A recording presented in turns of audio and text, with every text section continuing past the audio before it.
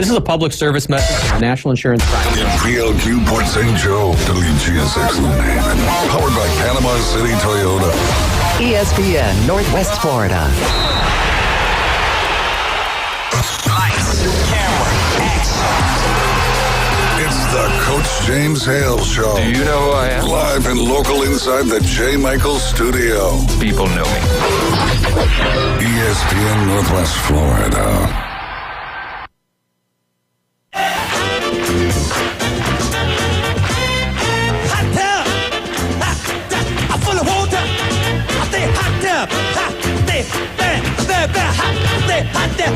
Hey! Gonna get you hot tub. Gonna make it wet. Say hot tub. Hey! Rubber dub in the hot tub. Rubber dub with me. Here we go. Should I get in the hot tub? Yeah! Really make me sweat? Yeah! Should I get in the hot tub? Yeah! Really make me wet? Yeah! Well. Good morning, 104.3 ESPN Northwest Florida. 75 high today. This weekend, I think the high is 57. Boo. I'm ready for cold weather. I'm tired of the warmth. I wish it would just make up its mind. I hate when it's super humid. Everybody gets sick. You feel like it's 50 degrees, but it's 75. And I blame Wildcat for this. I'm going north next weekend, and I'm going to get all of the 20-degree temperatures that my little heart desires. I'm sure of that. Like so I'm fine with this right here. I used to get so sick. We lived down South Florida, Cape Coral, Lee County. I remember days you'd be in T-shirts and shorts on Christmas Day. Yeah. I didn't like it at all. I didn't. I mean, I liked it, but not. I just like weather change. There's no weather change down there. It just feels like certain times of the year should be cold. Yeah. Their football season, Christmas, Thanksgiving, it should be not freezing, but cooler. Tell you what, you got me all in a bad frame of mind with this. Michael Vick. I hope they don't hire him to take out the dang potty pooping bucket in the outhouse or whatever. Yeah. I hope he never gets a job. He was the one that fought the dogs, killed the dogs, trained the dogs to be killed. It makes me sick. And you were telling me stories off the air about that. It really upset me. Yeah, let me find the team, and I'll comment a little bit more on it once I do. I think Mike used to train those dogs with Vic. I don't know. We need him on here anymore. Was it true that he used to hang out with Michael Vick? Who? I think so. I think he was a dog. Oh, yeah. A dog abuser. Yeah. Good morning. Good morning. I hung out with him in Nashville when they whipped Alabama's butt 41-7. Well, why'd you have to start off on a bad note with me, man? I was calling with some real information. Or give it. Hey, I didn't know he was fighting dogs. Oh, he was terrible. I got a dog that people think is fighting dogs. She's Maltipoo. She's only 7/8 pit. She's 1/8 boxer. And she's an honorary blue tick. Well, let's talk about real life, okay? Coach Dave over at Wake Forest in my backyard retired yesterday, resigned, whatever. And it's because of the modern climate of college football, which we can all bemoan, but we need to solve. I know you may feel differently. You felt differently. I was pro paying the players. Ooh, that's a pun, kind of pro. Anyway, unintended. But I didn't know that like they would. I mean, I had to investigate this thing. A coach, former SEC coach, told me that Texas had all these, players that had gotten what's the name of that? Fancy Lamborghinis. Yeah. The cheapest one's $380,000. Yeah. Okay. Yeah. Now here's the thing. Young Manning, his family could, maybe buy a dealership. I don't know, but let me get back on point. You are not going to be able to stop the money from flowing to the players. That would be without some kind of antitrust exemption. Here's what we can control. I say we because I've signed scores of grant aids. I'm not joking when I talk about that. But and this is what our colleges, the colleges are guilty. We always signed 1 year. It gave us power over the players and everything. It's really kind of a bad deal for them. Well, they've turned the tables, but I heard this, and it's not original to me. Someone has proposed, it's out there, that they eliminate spring practice in college and move those weeks of practice to the summer, and then and you can't enter the portal. You're entering the portal in instead of entering for the second semester here in January, right? Which I believe in being able to transfer to, but you could move the portal. The portal is for the following fall. Right. And I think that's a really good idea. I don't know. You probably don't like getting rid of I don't think you practice. should. No, I don't think you should get through. Here's my personal thing on it, and Jim, you might have different thoughts than me. You have to stay. You go to school. You sign that contract. The scholarship is a 1-year scholarship. So I think they need to back up the recruiting dates and keep it like it used to be back in February. And then the transfer deal would happen from April 15th to May 15th. And that's correct. You would be at your school that you signed with. You would be going through spring football practice there if you choose to. And then you would leave during that time frame, but you'd finish 1 year college. Then you would go. Now they practice all summer long. They call it summer workouts. I know what they do. You can't put pads on, but they're out there throwing. They're doing things anyway. So the only down thing about that, if you're a college coach, you really don't have your roster, because usually you try to get these transfers in, get them into your school.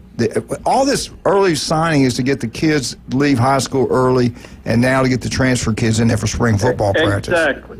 So the heck with that. Let's screw that up for the coaches and everybody else.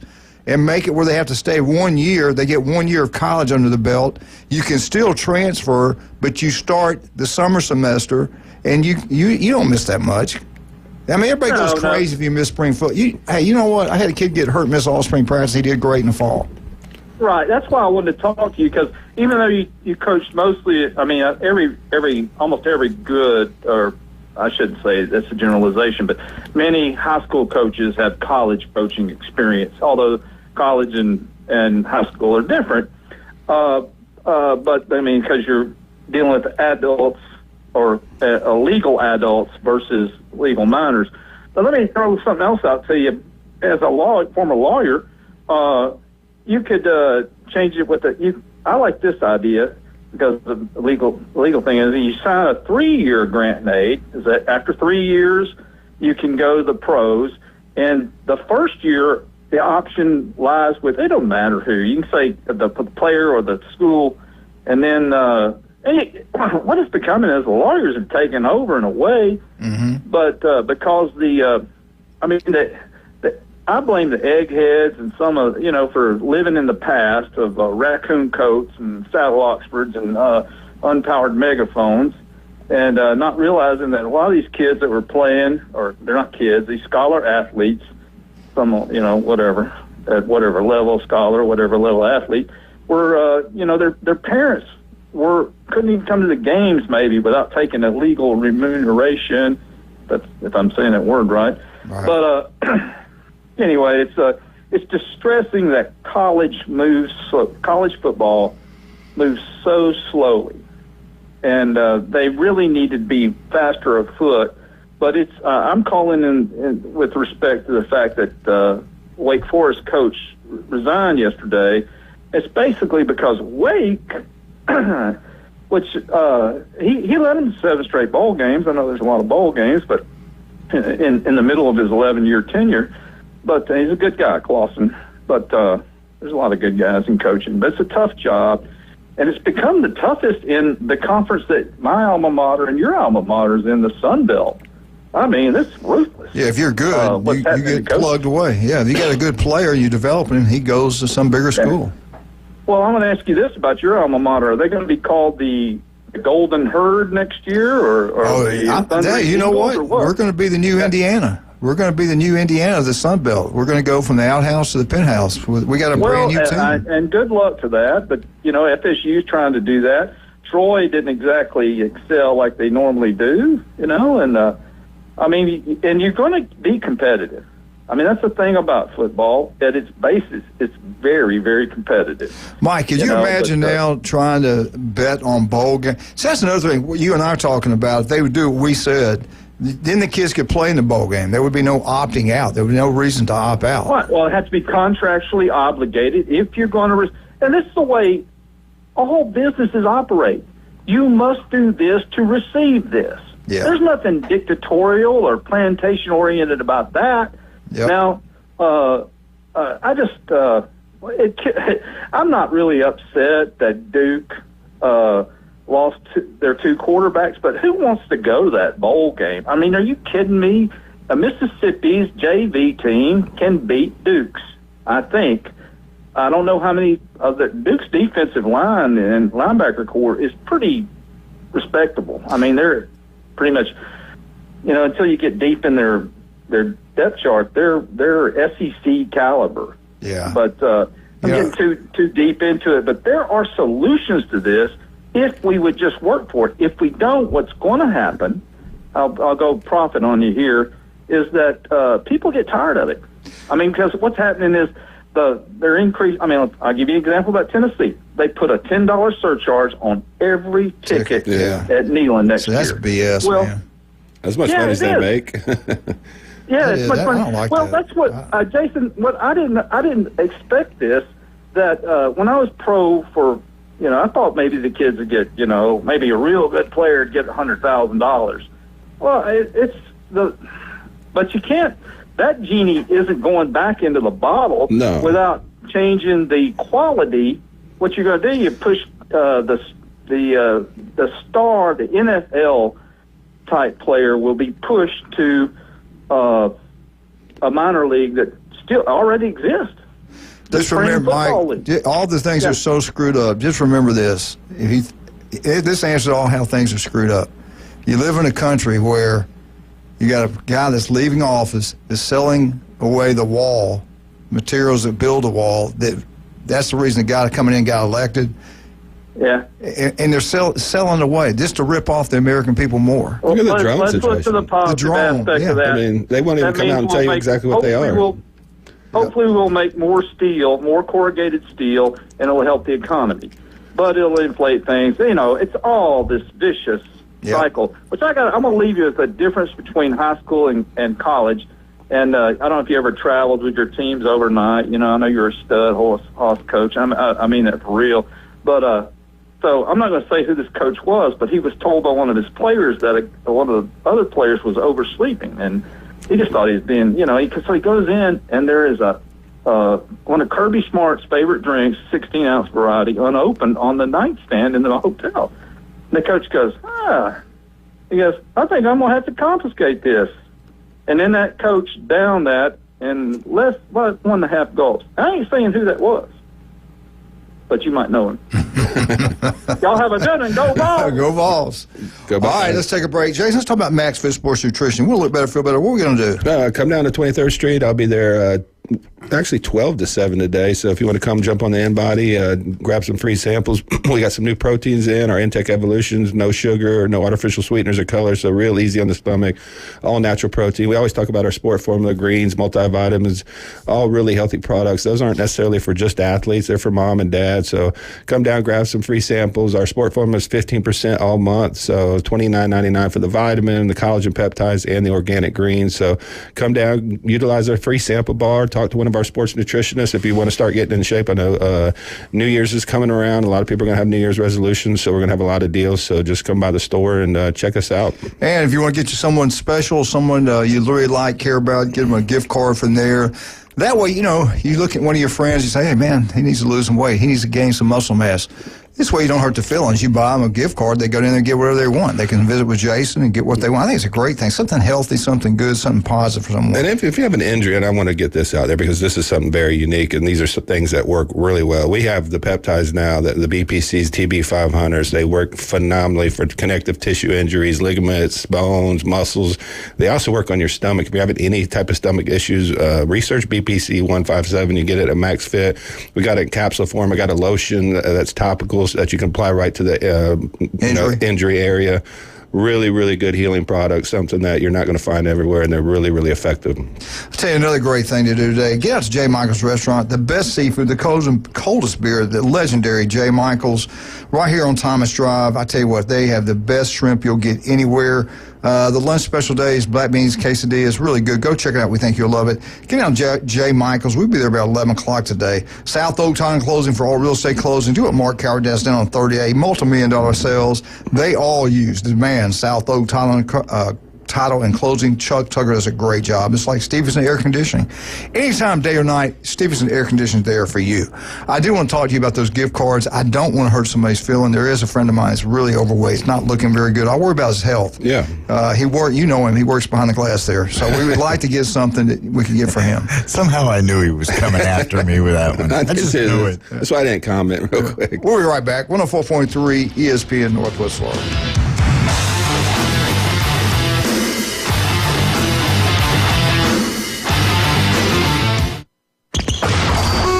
ESPN Northwest Florida, the Paul Feinbaum Show. Nicole Auerbach has a piece about how we have a seeding problem. It's not even just that it's confusing. It's that it's not fair to the number one overall team. You're not supposed to be dealing with the most challenging possible path to a national champion if you have earned the number one overall seed. Paul Feinbaum, weeknights, 6 to 10 on ESPN Northwest Florida. This is Joanna with ESPN Northwest Florida. Here is your weather forecast on this Tuesday morning. As we head into this afternoon and evening, partly cloudy skies and a high of 74 with a very light wind. For tonight, a variety of slight fog and some clouds and a low near 64. Tomorrow, partly cloudy and slightly foggy and a high around 71. For Thursday, slight fog and a high of 67. This weather forecast is brought to you by Earthworks of Northwest Florida. Thank you for tuning into ESPN Northwest Florida. Rely on it. Introducing Lucid Stream TV. Get over 2,000 live streaming channels. Catch every game of the season with over 100 sports networks, including ESPN, ESPN Plus, the NFL Network, and Red Zone. Even pay-per-view events. Watch local network channels from most major markets throughout the country. Fox, ABC, CBS, and NBC. It's more than sports. Lucid Stream TV offers premium movie channels like HBO, Cinemax, Stars, 200-plus entertainment and news networks, or watch 10,000 movies on demand, including recent theater releases. Just $42 a month when you use the promo code ESPNNW at checkout. Watch on up to 5 devices at the same time. Perfect for sharing with family and friends. Lucid Stream TV gives you everything you want for less. Cut the cord, not the fun. To score Lucid Stream TV, go to ESPNPC.com and click on the Lucid Stream TV logo. Time to let the big dogs eat. How about that answer by Georgia? To the end zone, touchdown, Georgia! Now back to the Coach James Hale Show inside the J. Michaels Studio, ESPN Northwest Florida. Ask you the name of it. It's about nutrition. Here you go. Oh, yes. Without you. Good job, Elvis. He's not unbelievable. Him and James Brown.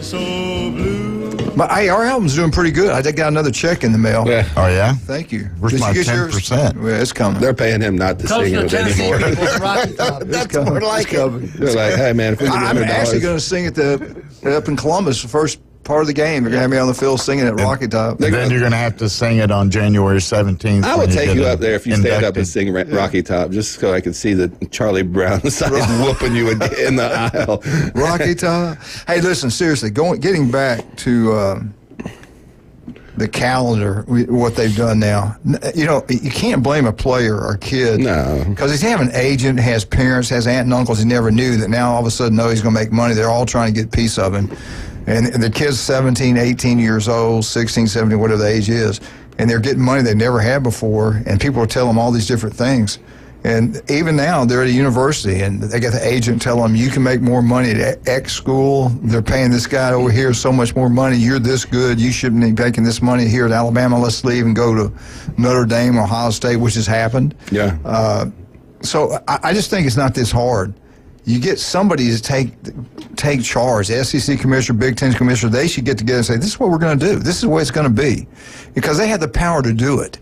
Screw the NCAA. They're done. They're done. over. Yeah. That thing's over. Don't even listen to what they Hire have to Nick say. Saban, Barry Alvarez. You got two commissioners right there that care about the Big Ten, SEC, which is what we're going to if you haven't seen what's happening, and let them rule college football. Let them set up the schedules so the schedules are even, so we can see what teams are better, because we don't know what teams are better. I know the Big 12's not any good, but they got a first round bye in the first round, so makes no sense to me on the way they set this up. And the portal stuff really bothers me, because there's kids in there that are having to quit on their teams that really don't want to. And some of them are not going to get anything. No, some are going to be left. Some have been lied to. 70% of these kids are not going to find a home, and they're not going to find money in the portal. There's not enough schools out there for them. No, there's like 5,000 people in the portal. All right, what in the old days, this stuff you see now never happened in the old days. What you got to do, we can make it simple. We're going to go back, and we're not going to have early signing. If a kid wants to go to school in first semester or second semester, a high school kid leave early, do what they used to do. They enrolled, they paid their own way, and they got paid under the table. You can just be honest about it. And then when that scholarship came in effect, it paid for it. Right. So that's the reason we started backing everything up. And now, look what it's caused. I don't think a kid should transfer out. You're going to stay one calendar year. You sign that scholarship, it's for one school year. You're going to stay that one school year. I think you should be able to negotiate as many years as you want. I mean, they need to be contracts, Well, they will. I think that will happen when they become an employee. Right. But even now, we can saw this thing say, look, you're going to stay 1 year. And we're going to have the portal is going to open after spring football practice. Now, the college coaches won't like that because they want their roster in there. But what's it matter? They leave after then anyway. There's still an open period later. Why do you need two? They should be one open period. So when is do you have to be enrolled to be able to go for that next semester? Because I know that's why the window's open right now. Do you know? I am. Because we have 2 buys, then we have 2 weeks before we start the playoffs. We used to have so many credits to get into a school. I'm just talking about the timing of it, because we have so many buys. We have 2 buys. Every team gets 2 buys a year, which they don't need. And then you got 2 weeks before the playoffs start. Then you get another 2 weeks, I think, later in the playoffs too. So if you actually condense that down and played a maybe 8-game schedule, to take out maybe 2 of the out-of-conference games, because these guys are going to play 17 games now. Right. I think you could shorten the season, and you can kind of map it up where the portal window would make sense. You know what I mean? Where the season ends on. I just say you don't have it open to after spring football. That way you're at one school for one semester. You get one whole year down towards your degree or whatever. I just think we don't have any leadership right now. Who's running college football? Does anybody know? Way, if we did it the way I'm talking about, that way they wouldn't be opting out of a bowl game. They'd be playing with their teammates. And then they go through another spring. Guess what? All of a sudden, I didn't think I was going to be playing. Now I'm a starter. If you want to stop a lot of this, make them sit out a year for transferring. We used to do that. I know. They took it away. And it was a good rule. They take up a lot of people at the schools they were at. And if you're getting paid millions of dollars. I don't know. And now, like you pointed out, you buy season tickets at Tennessee, they added $10 per ticket per person, and that money goes towards paying the players. Wait a minute, Tennessee. You're making all the money. You pay them. Yeah, exactly. I mean, you're making millions and millions of dollars. This is the whole reason the players were, forced to be paid by the government, because you were taking advantage of them, and now you're passing it off to the fan who's already paying $50 for parking, $300 for tickets, $600 for a room for the weekend. I mean, what family can afford to go to that? Jim, and you know it too. A lot of these people who make these rules, all these experts, have never put a uniform on. No. Oh. Have never played. Have never gone through a 2-a-day practice in college, which we have no more. And that was the most brutal thing out there. That winter workouts. They've never been through the winter workouts. They've never been through this weightlifting. They've never been through spring football. They've never been to 2-a-days. In August, the 2-a-days are brutal. The summer workouts.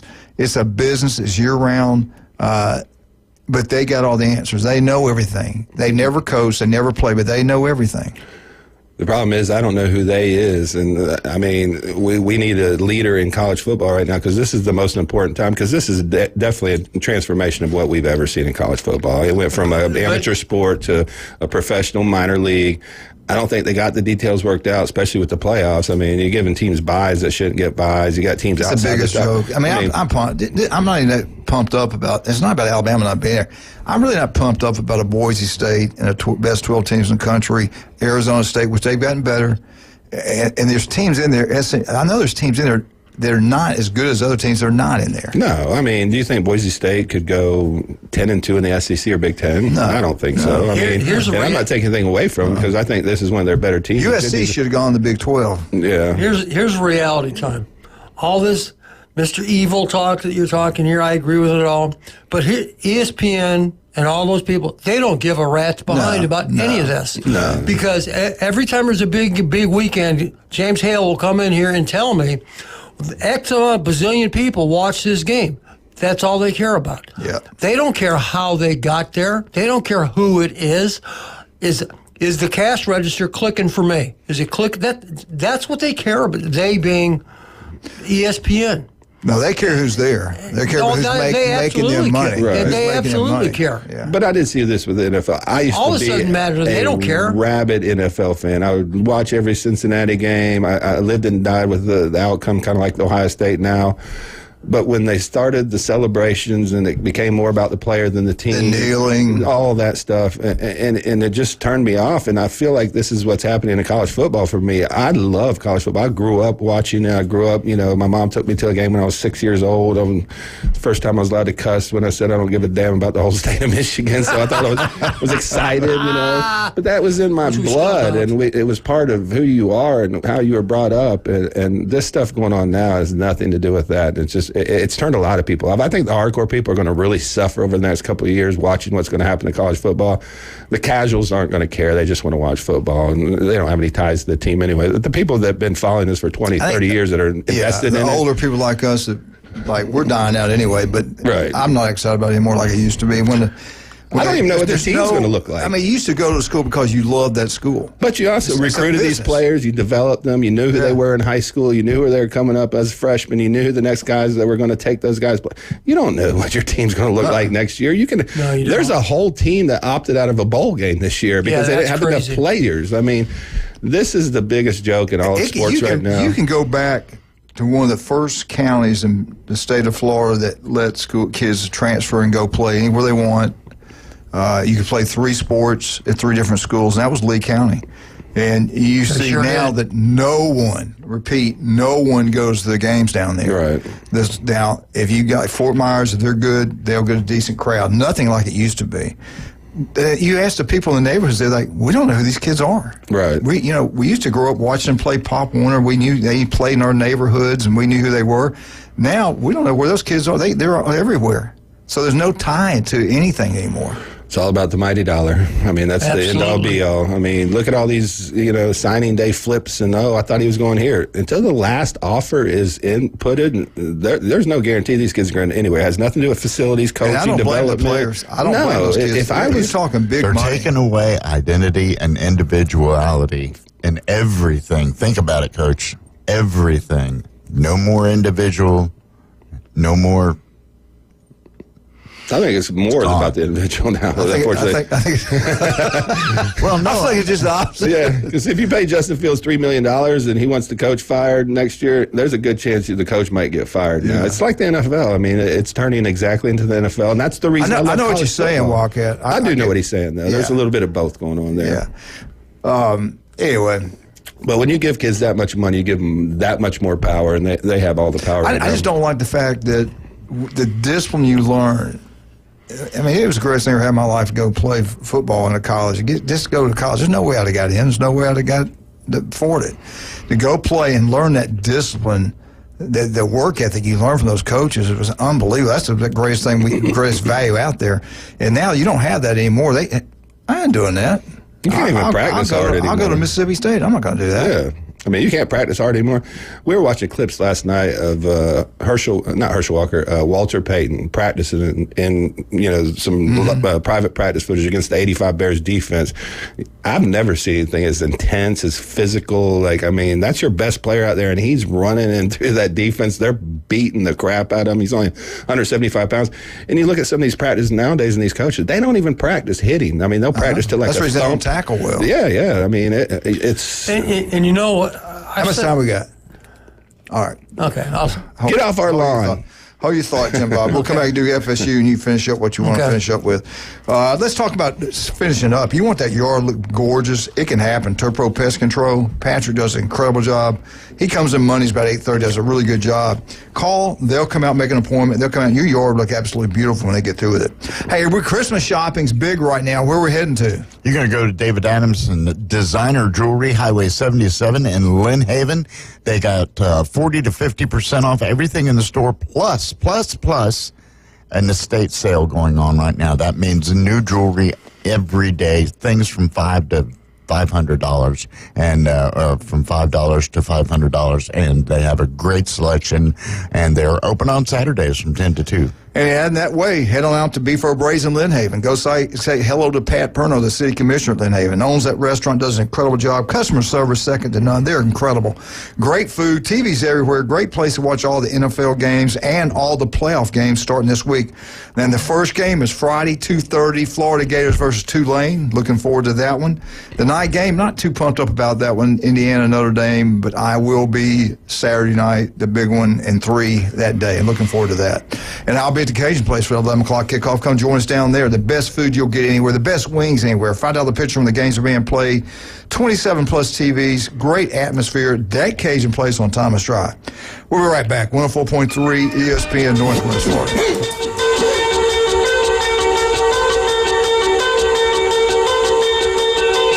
Just in time for the holidays and not by popular demand, Coach Hale sings his favorites.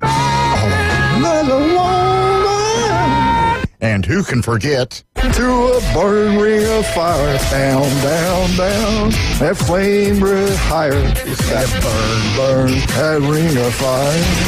Oh, plus this one. Coach James Hale, it's a good thing he knows sports, because he doesn't sing worth a big show today. Big. It's beginning to look a lot like Christmas everywhere you go, especially at that boot store. This Christmas, make it a memorable one by selecting Western wear for the entire family, from the largest to the smallest member, at affordable prices. For that hard-working person on your Christmas list, what better gift than Carhartt work clothes? Don't know what to select? How about a gift certificate from that boot store? Open Tuesday through Thursday, 9 till 5. Friday and Saturday, 9 till 5:30. Next to Billboard Kia, 15th Street, Panama City. That boot store where God is good all the time. Signworks, a business serving businesses since 1985. Everything from signs and banners, vehicles and boats, magnetic and real estate signs, contractor signs, and much more. Signworks can do large format, full color printing too. Signworks, a real professional in the business world. Call Signworks at 785-8899. Signworks, 850-785-8899. Oh, the colors of Christmas. Reds, greens, blues, and golds. Makes me think of the beautiful selection of color gemstone jewelry we have at Tracy's Fine Jewelry. And they're all on sale at 60% off. Rubies, emeralds, sapphires, blue topaz, tanzanites, and many more. On sale now through Christmas at 60% off at Tracy's Fine Jewelry. Have the perfect colors of Christmas under your tree this year and shop where Santa shops at Tracy's Fine Jewelry. East 15th Street, Panama City. For everything in the world of golf, it's the Watson Report. Thursdays at 4:20 with Alan Watson from Golf Plus. ESPN Northwest Florida. Now back to the Coach James Hale Show inside the J. Michael Studio.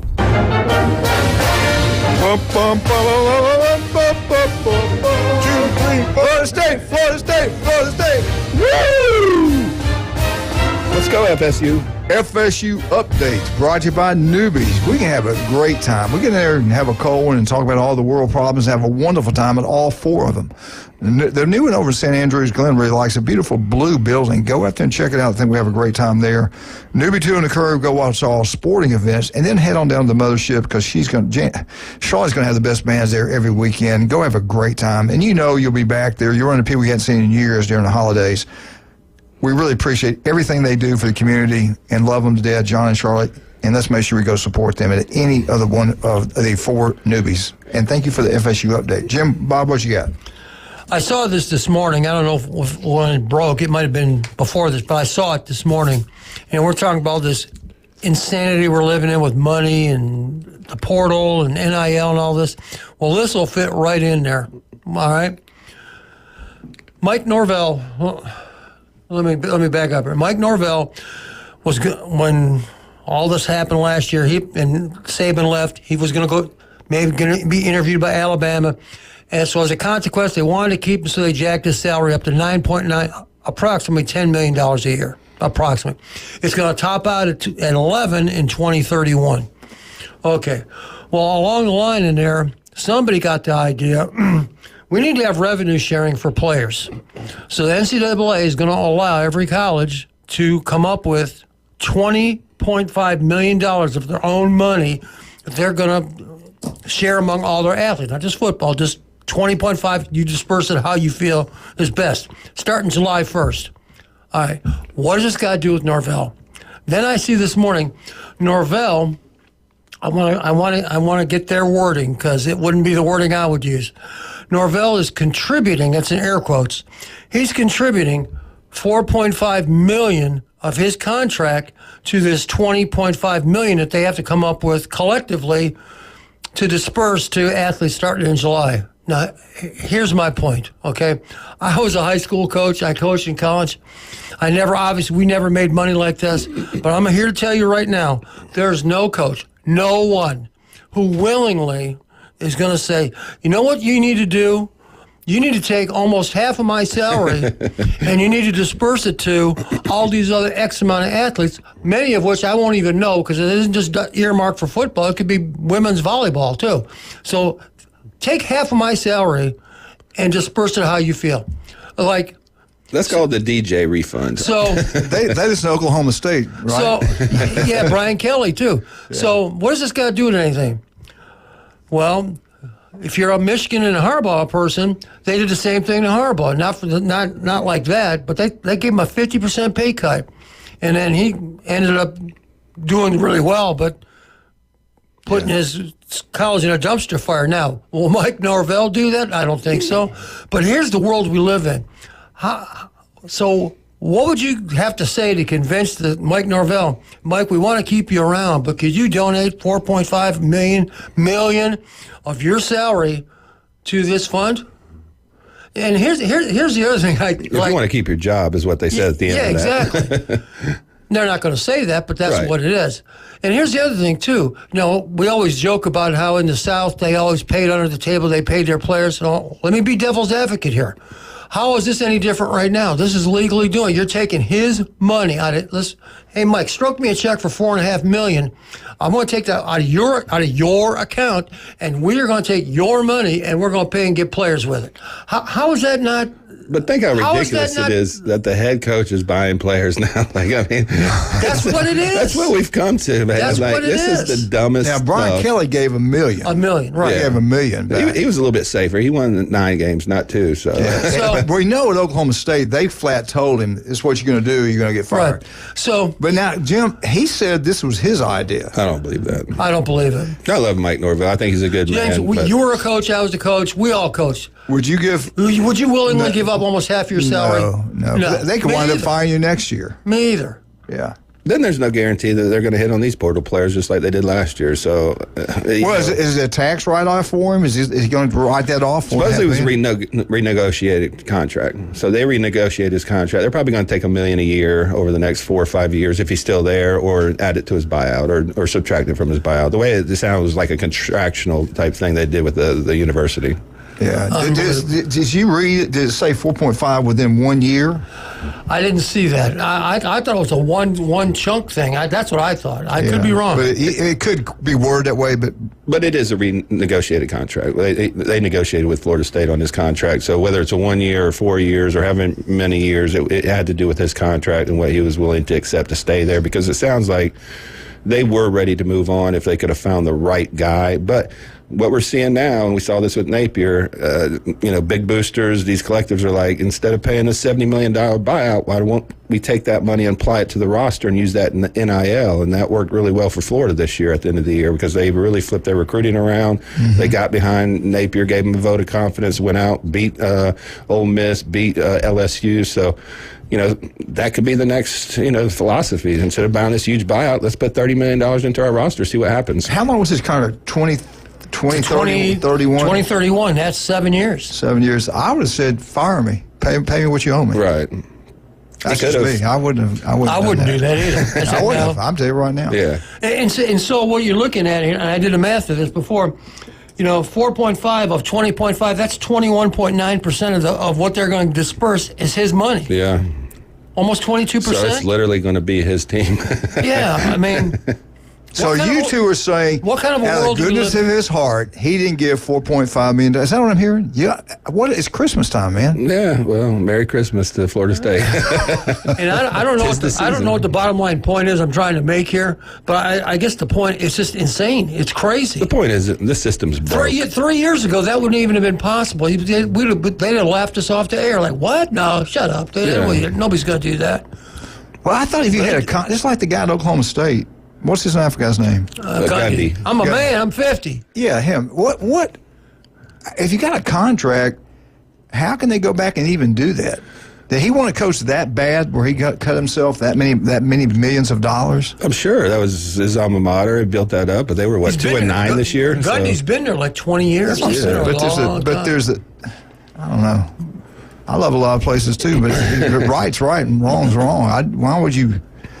I don't get that. And Brian Kelly, I don't know what the deal with his was. Right. Maybe that was a PR thing or what. I think so. He's making $9 million. $10 million. Is it 9 or 10? Yeah, whatever. After losing Underwood, they were scrambling. He was in the fold for a year. They built that entire recruiting class around him, expecting him to be there. Let me ask you this. We don't like it. What's the average fan out there like? Do you like your money having to pay higher ticket prices to money to be paid for players to go watch a game? Or when does it stop? How much more money do you have to give? And I'm going to tell you what, things aren't that great right now. Everybody thinks everything's going to change overnight. It's going to take a while that they get this thing going better. Right. The economy going better. Hey, let me get back to the point I was going to make at the end of the last segment, which had nothing to do with Florida State. We talk about how they don't practice tackling and this, that, and the other. Yeah. And there's so much emphasis. It's got to be safer. It's got to be safer. It's got to be this. You can't practice as long. Okay. I still go back to that Georgia Tech game where the kid from Georgia on a dead sprint, head down, hit the kid in the middle of the chest with the top of his head. Now, James, we never taught tackling like that. We used to film it. Here's how you do it. This is how you break your neck. Right? Yeah, this is how you break your neck. All right. So what are you saying, Jim Bob? Well, I'm saying is that kid was rewarded because Georgia Tech fumbled, and Georgia eventually won that game due to his illegal play. And so you say, well, safety is ultimate to everything that we do. No, it's not, because that kid almost broke his... So who's to say that number 17 for Georgia, little DB, I can't think of his name, won't try that again? He got rewarded. Oh, yeah, I won the Georgia Tech game because I caused that fumble. Yeah, you did. Next time you may break your neck and end up in a wheelchair for the rest of your life. It's just, I don't get it. There's so much of the stuff that goes on. It's just like, what have we come to? That hit was completely, totally, profoundly illegal. And they let him get away with it. But we're worried about safety above everything. No, you're not. No, you're not. What's really surprising me now is, like you pointed out earlier, that the ticket prices have bottomed out for some of these playoff games. We thought they'd go through the roof. Yeah. Tennessee, Ohio State tickets are cheap. People are selling. People can't afford to go, or whatever. I don't know what's going on. Are they just tired of it? What's the deal? They lose to Michigan. They don't care anymore. I think it's going to still be 95% Ohio State fans, but there's an older crowd there that are old boosters that may not want to go to the game. 20 degree. 12 degrees. 12 now, degrees. Yeah. The forecast. So that's cold for anybody. I don't care if you live in Ohio or not. There's some people that think that they may win and go to the Rose Bowl, and you have to make those choices if you don't have a lot of money. That's a good point. Because the Rose Bowl trip is going to be super expensive. There's no cheap way to get to Pasadena. You could actually go with a fan base to play one home game, or actually even I say Tennessee wins. You travel to Columbus, then you go to the Rose Bowl, then you could go to the Cotton Bowl, and then you finish up in Atlanta. Who can afford that? Nobody. And just on the player side of it, those are going to be 4 physical games. If you make it through it, you've earned it. But I just can't see a team outside the top 4 winning it this year with the type of physicality that you're going to have to come, the depth that you're going to have to come with. Ohio State would have to beat Tennessee, Oregon, Texas, and then Georgia to win the national championship. That'd probably be the hardest 4-game run I can remember in anybody's season. Right. All right, let's take a break. It'll be a challenge. Yeah. If you love pizza, there's only one place to go. That is Paparazzi on Thomas Drive. You talking about a great lunch special? Take you and your buddy, your wife, your girlfriend, your boyfriend, whatever. Go down there. You can get one lunch special, get an extra drink, and you're done for $11 and some change. It's really good. Huge slices of pizza. The bakery's the best bakery in Bay County. The best cakes you'll get anywhere. I'm talking Paradise Cake. This is unbelievable. Napoleon, carrot cake, chocolate cake. They got it all right down there at that cake. It's unbelievable. The place is unbelievable. They also got a bar there now. So not only get great pieces, got a great deli. They got everything right there at Paparazzi. Go check it out. We think you'll love it. I know you'll love it. Hey, 1 in 5 develop skin cancer. If it doesn't look right, feel right, go get it checked out. 5 minutes can save your life.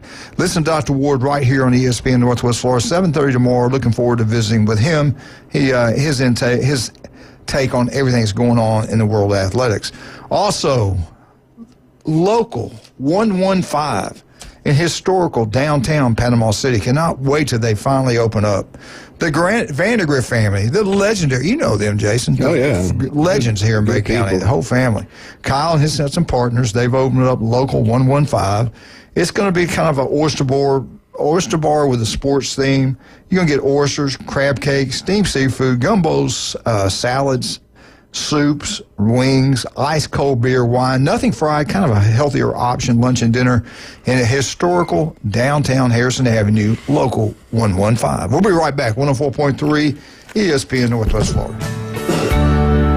Christmas in Dixie.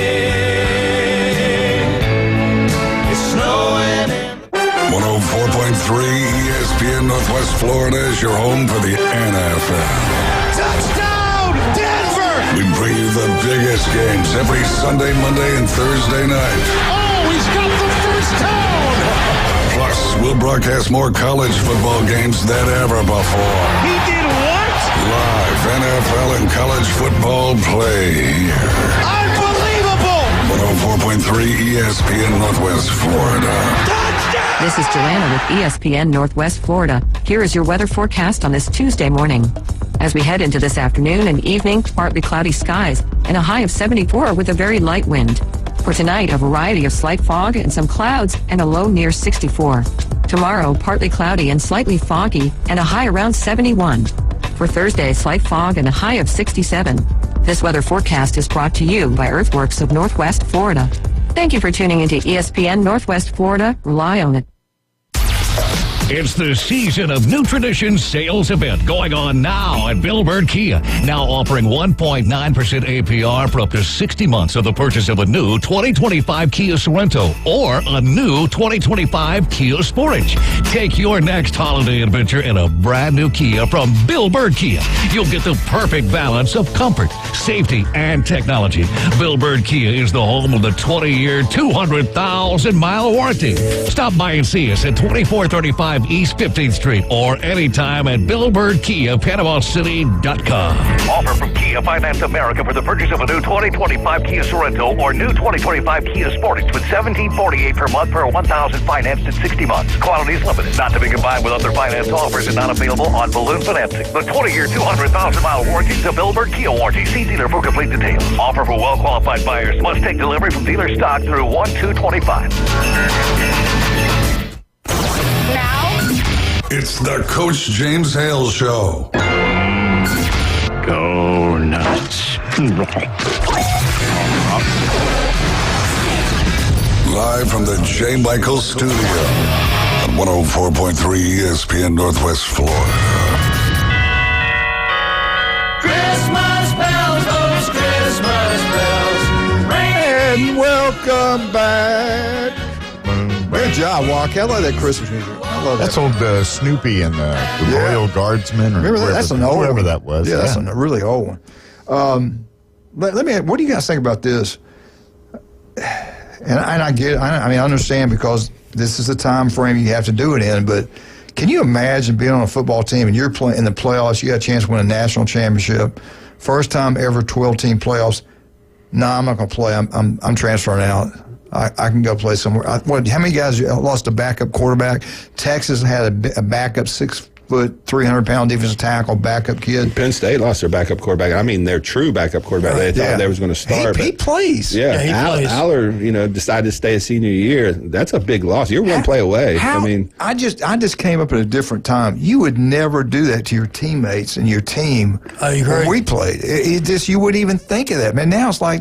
But the system is forcing them to, because unless you want to stay and sit another year behind Aller, which you can't. I mean, he wants to play in the NFL too, so I understand why he wants to transfer. That's why they need to change these calendars now. They have to. I mean, I don't think anybody cares. I think they tried to destroy college football, because if somebody sat down and said, "Look, this is the way to destroy college football," they implemented that plan perfectly. So, I mean, and Tommy Tuberville said some great things. He's a senator from Alabama. He's a former head football coach at Auburn.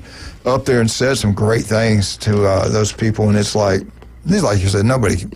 Look how many great coaches we've lost: Urban Meyer and Nick Saban. I don't know how good the Wake Forest coach was, but I mean, he got ran out because of NIL and transfer portal stuff. The old school coaches that actually. Bobby Petrino's talking about it. Absolutely. Kirby talks about it. I mean, he doesn't love it. He's got to put the game face on, because he still has to recruit in this era. But I don't think Dabo doesn't like it. I don't think any of these coaches like it. I mean, because it's not really recruiting anymore. It's not based on, can your coaches get you to the next level, what do the facilities look like, what are my teammates, all the things that used to factor in recruiting. It's how much money can you pay me, period. Yep. What is that? Sounds pretty good. Good point. It's just, I don't know. I don't know what's going to happen in the future. You're not going to see like Bear Bryant's, Woody Hayes anymore. You're not going to see a guy stay there 25 years the way this stuff's going right now. I don't think anybody. You'd be lucky to stay 5 years. I kind of feel bad for Coach DeBoer at Alabama. He's probably an outstanding coach. And there's things we don't understand, but we don't know what's going on behind the scenes.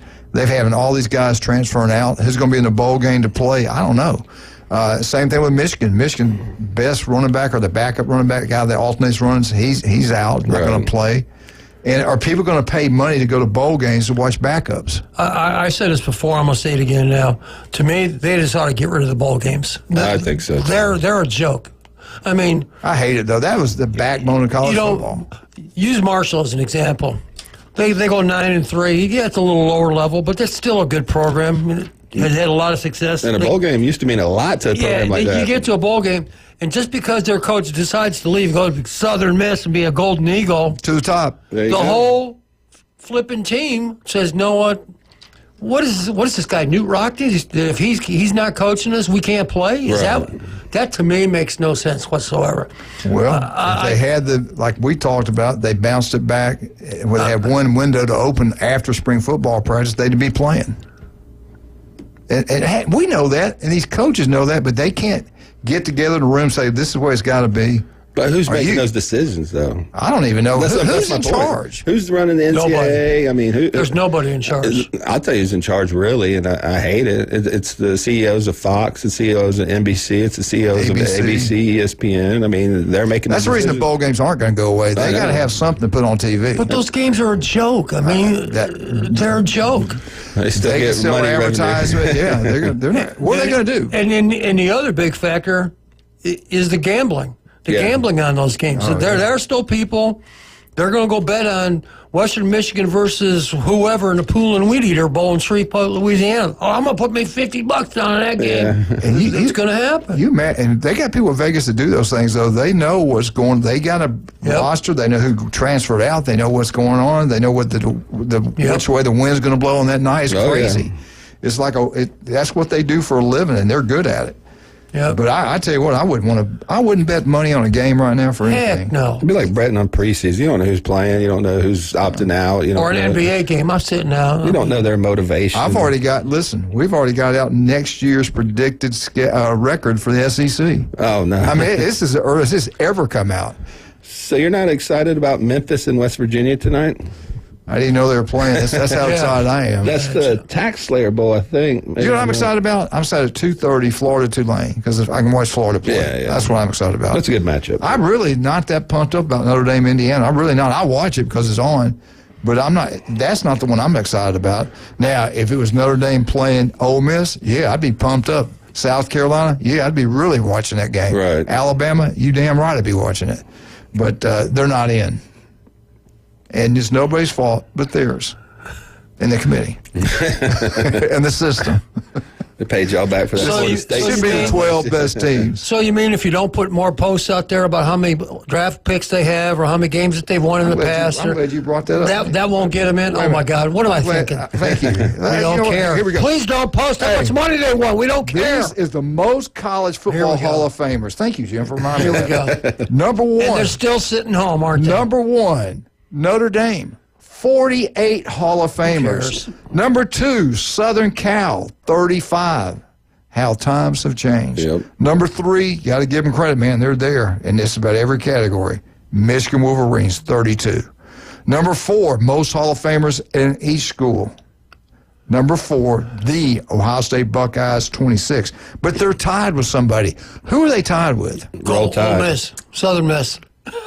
Did you say? Roll Tide. No, they play them in the first round of the playoffs. Tennessee. 20. They have more than Alabama, 26. Army has 24. Then Yale has 24.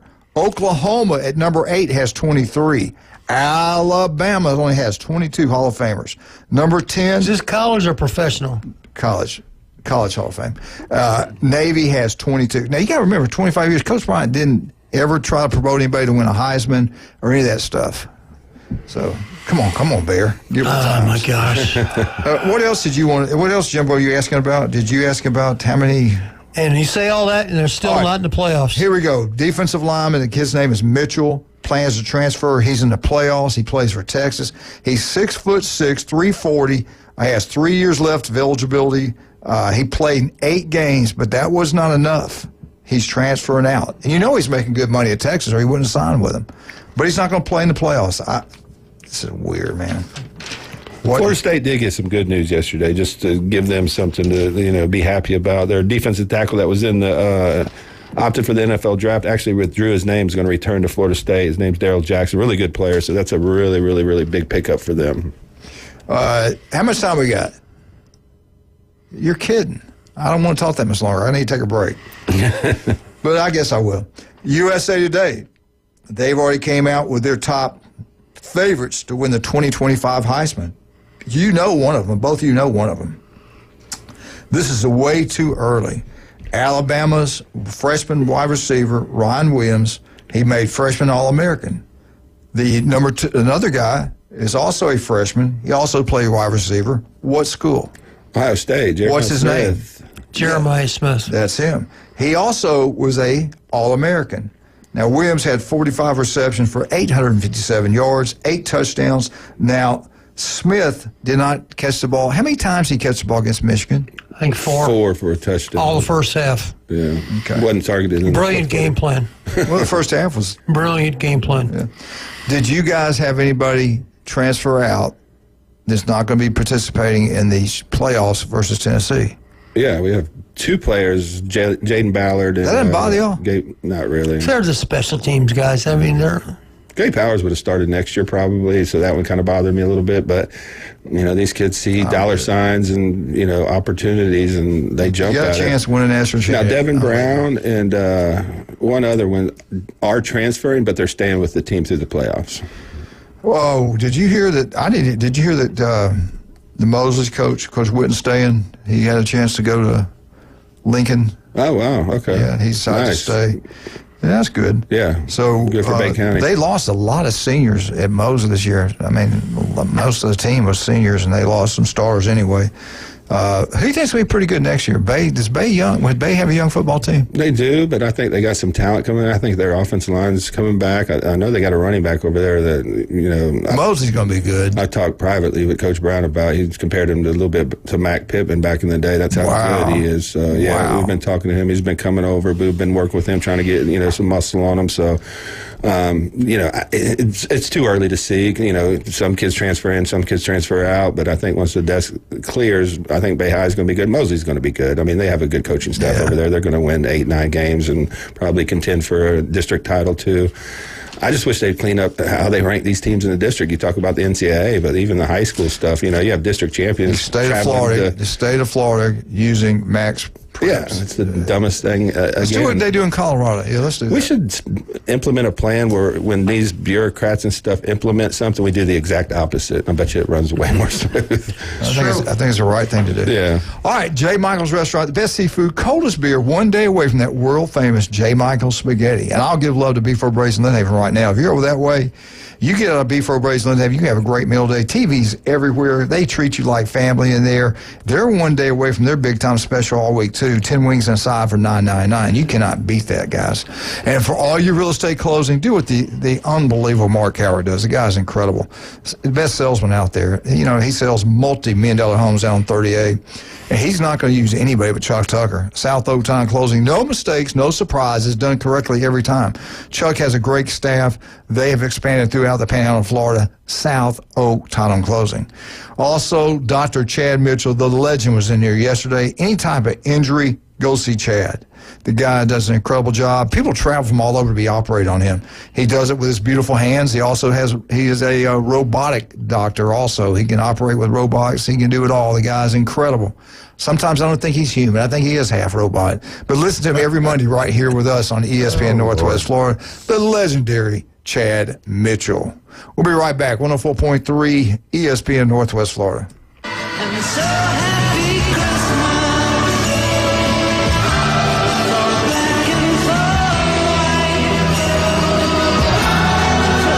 ESPN Northwest Florida is taking you on the ultimate road trip to see the Orlando Magic. It's the Hall & Hearts ESPN Northwest Florida Magic Express. You'll watch the game from a presidential suite loaded with free food and beverages. To win your trip on the Magic Express, download the ESPN Northwest Florida app and keep listening for more details. Sponsored by Hall & Hearts. This is Joanna with ESPN Northwest Florida. Here is your weather forecast on this Tuesday morning. As we head into this afternoon and evening, partly cloudy skies and a high of 74 with a very light wind. For tonight, a variety of slight fog and some clouds and a low near 64. Tomorrow, partly cloudy and slightly foggy and a high around 71. For Thursday, slight fog and a high of 67. This weather forecast is brought to you by Earthworks of Northwest Florida. Thank you for tuning into ESPN Northwest Florida. Rely on it. Hi, folks. It's Tracy from Tracy's Fine Jewelry. Santa called and he asked me to help everyone get ready for Christmas and avoid the stress and rush. So we've stocked the store with all of our favorite pieces of gold jewelry, chains, bracelets, pendants, and earrings. Whatever you're looking for, Tracy's Fine Jewelry has the largest selection and the best prices in town. Looking for a curb chain for Dad? Tracy's has it. A gold cross for your sister? Tracy's has it. Even those white gold hoop earrings? Yep, that's right, folks. Tracy's has it. So shop where Santa shops. Tracy's Fine Jewelry inside Coin and Bullion Reserves. Northwest Florida's home for college football bowl games. WGSX Lynn Haven, WVLQ Port St. Joe. ESPN Northwest Florida. And powered by Panama City Toyota. Whether you're an experienced investor or first-time buyer, Beach House will provide you with top-notch service to guide you through every step of the process. We make the real estate process fun and easy through effective marketing, strategic advertising, and always a client-focused experience. From single-family homes to full-scale developments, Beach House Sales Development has you covered. Check them out at beachhousesalesfl.com or give them a call at 850-919-3500. Put down your natural light. It's time for the Alabama Update. The Alabama Update, weekday mornings at 8. On the Coach James Hale Show at 104.3 ESPN Northwest Florida.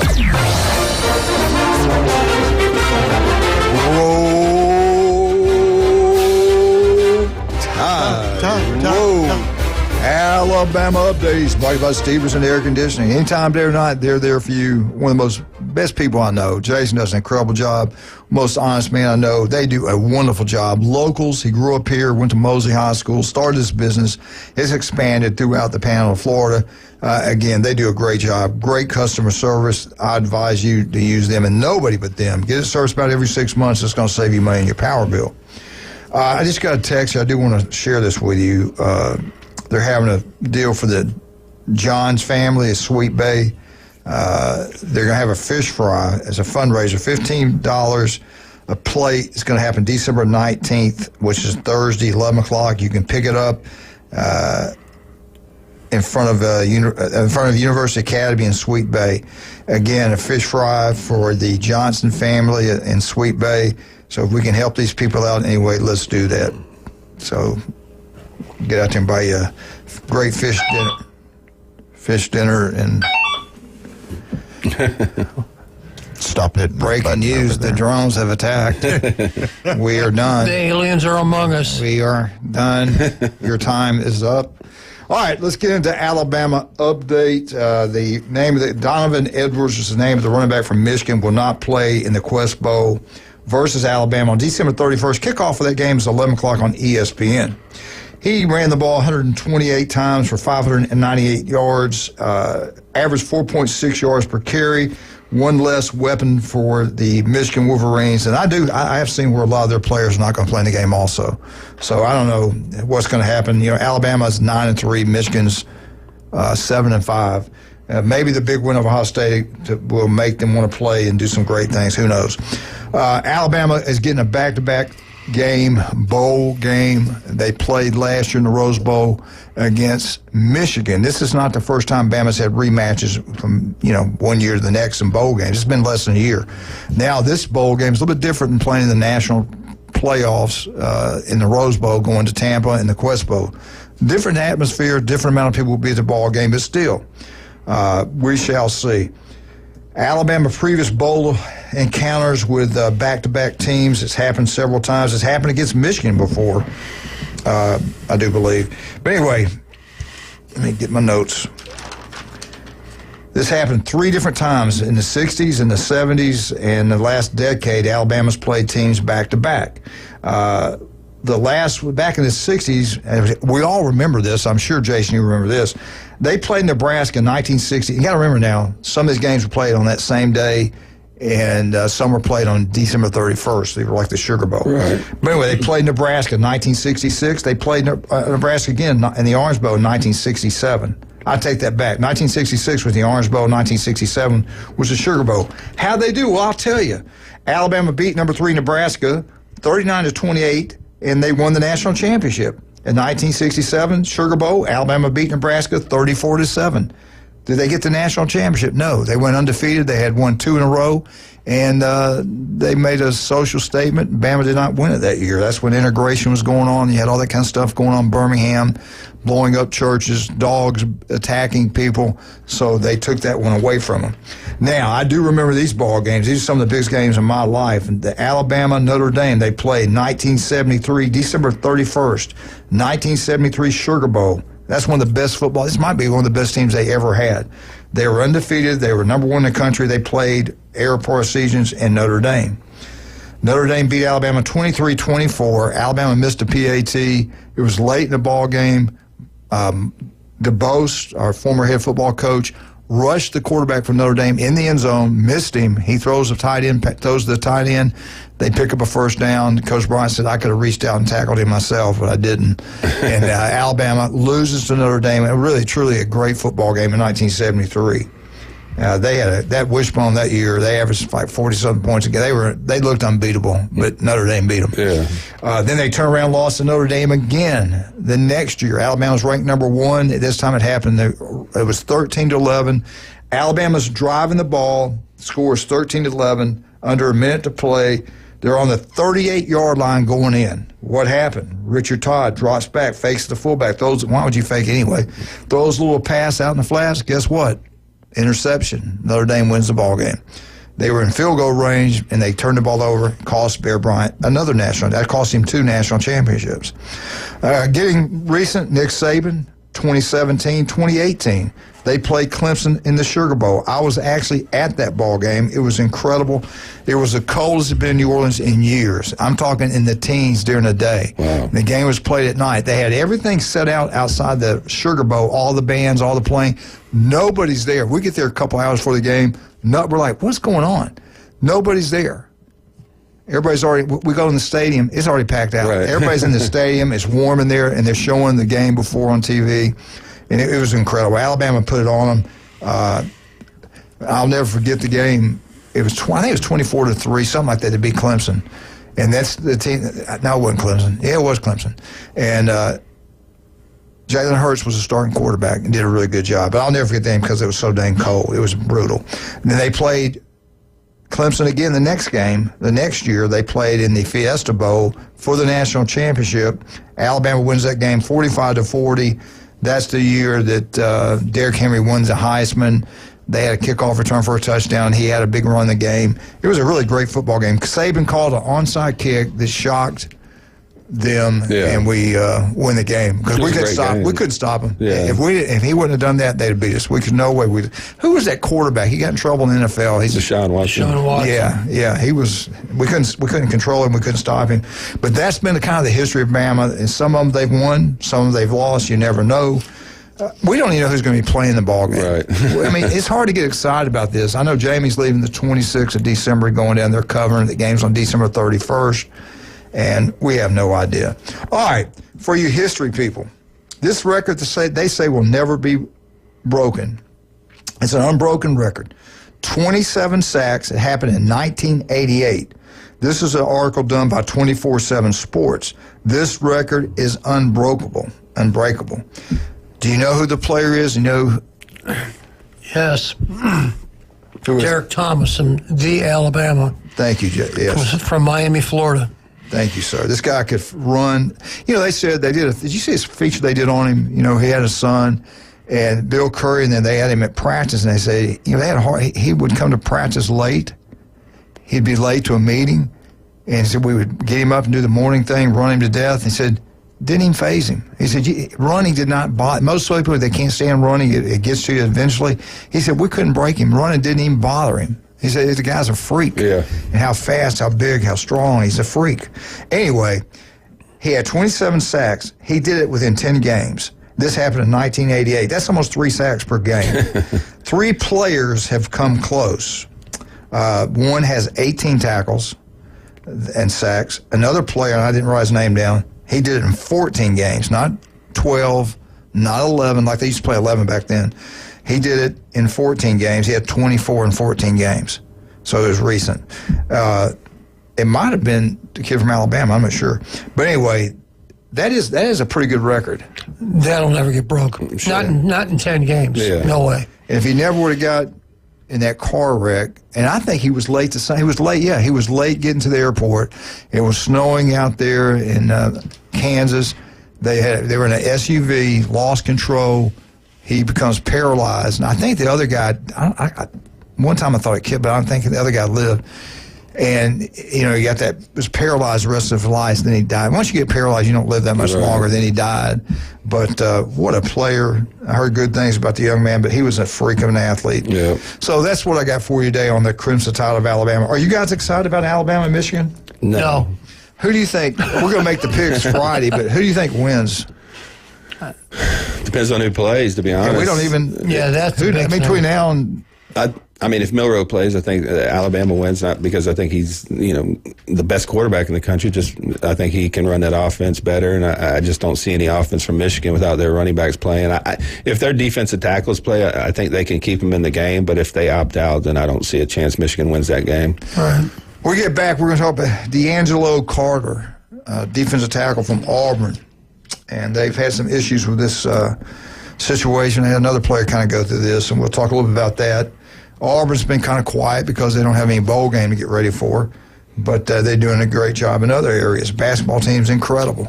But right now, let's talk about some of our other people. Let's thank Stevenson Air Conditioning for the Alabama update. Appreciate that, Jason. And Alabama is practicing right now. They're getting ready for their bowl game. And what I've heard, things are going pretty good for us practice. I just don't. I don't know what's going on for us. Everybody's leaving. There's one in the portable, one came back out. So who knows who's going to play in? I really don't even keep up with that. Where am I at? Stevenson Air Conditioning, #1. Not even close. Anytime day or night, if you have any kind of problem, call Stevenson Air Conditioning. They're there for you. If you get injured, it's simple. Chad Mitchell, the legendary doctor. Call, make an appointment with him, and you can listen to him every Monday right here on ESPN Northwest Florida. That Cajun place, we'll be down there 11 o'clock on Saturday morning watching the first game. Who is the first game Saturday morning, 11 o'clock? Is it Penn State? It's Penn State and SMU, 11 o'clock. 11 o'clock. I'll be watching on that TNT. Game. We got to talk about that game, too. Could be an upset. Could. I don't Do you trust him? Who? Franklin. I don't have to trust him. I trust his offensive defensive line because when I watched Clemson SMU, Clemson physically dominated the trenches in that game. And I was thinking there, wow, SMU's small. And that's another step up to Penn State because say what you want about Clemson, they're not on that level of Penn State right now. Yeah. But we'll be at the Cajun place watching that ball game. It might be there the whole day, who knows. But if you want some great food, it's unbelievable. You can't, it's better than New Orleans. Their food's better than New Orleans. Try the chicken sausage gumbo. It's incredible. The best wings you'll get anywhere. $5 pictures when the game's being played. There are 27 plus TVs in there. You'll have a great time. That Cajun place. And if the Saints are playing on a Sunday or Monday night and you got a sweater on or a shirt on that says Saints, they score a touchdown, you get a free Jell-O shot. That Cajun place on Travis Drive, check it out. We think you'll love it. We know you'll love it. Newbies, 4 great locations. Love John and Charlotte. Thank you. Newbies 2 is a place to watch all sporting events. Get to the mothership, have a wonderful time at any of the 4 great locations of the Newbies. We'll be right back. 104.3 ESPN Northwest Florida.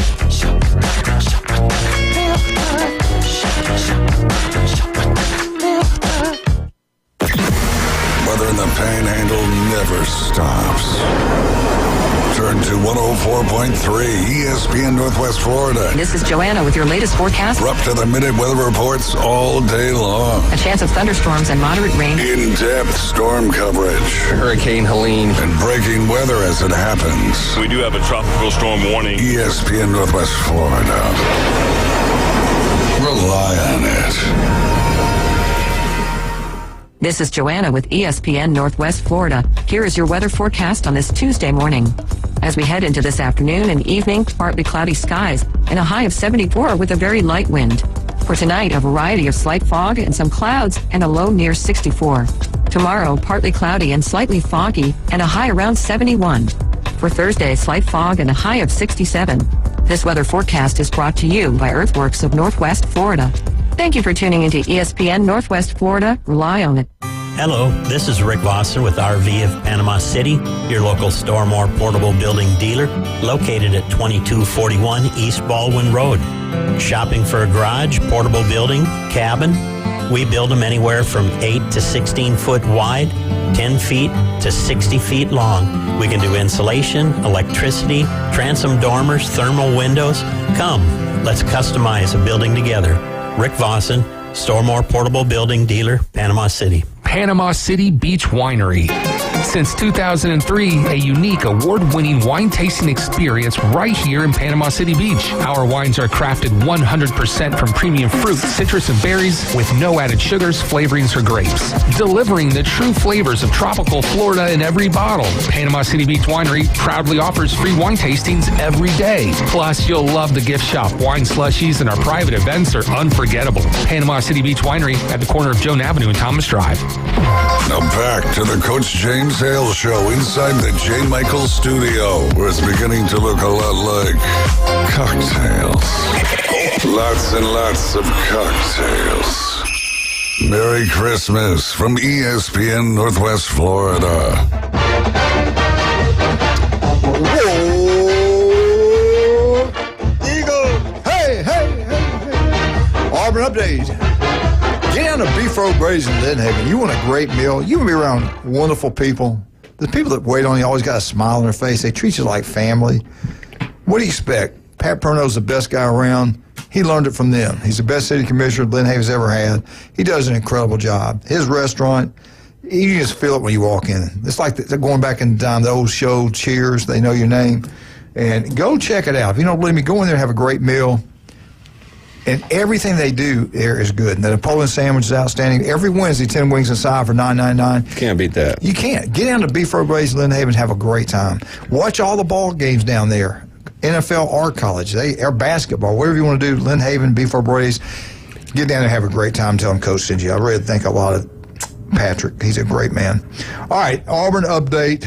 Defensive lineman Delangelo Carter shot. He was shot Thursday night. Released from the hospital. He was shot in Charlotte. Now, I don't know if that was Charlotte, Florida. I don't know if that was Charlotte. They didn't say what city, what state. They just said Charlotte. That's all I know. I think in North Carolina. Yeah. Carter was shot in the chest area. Let me go back. Shot in the chest area. When I first saw it, I said, he's dead.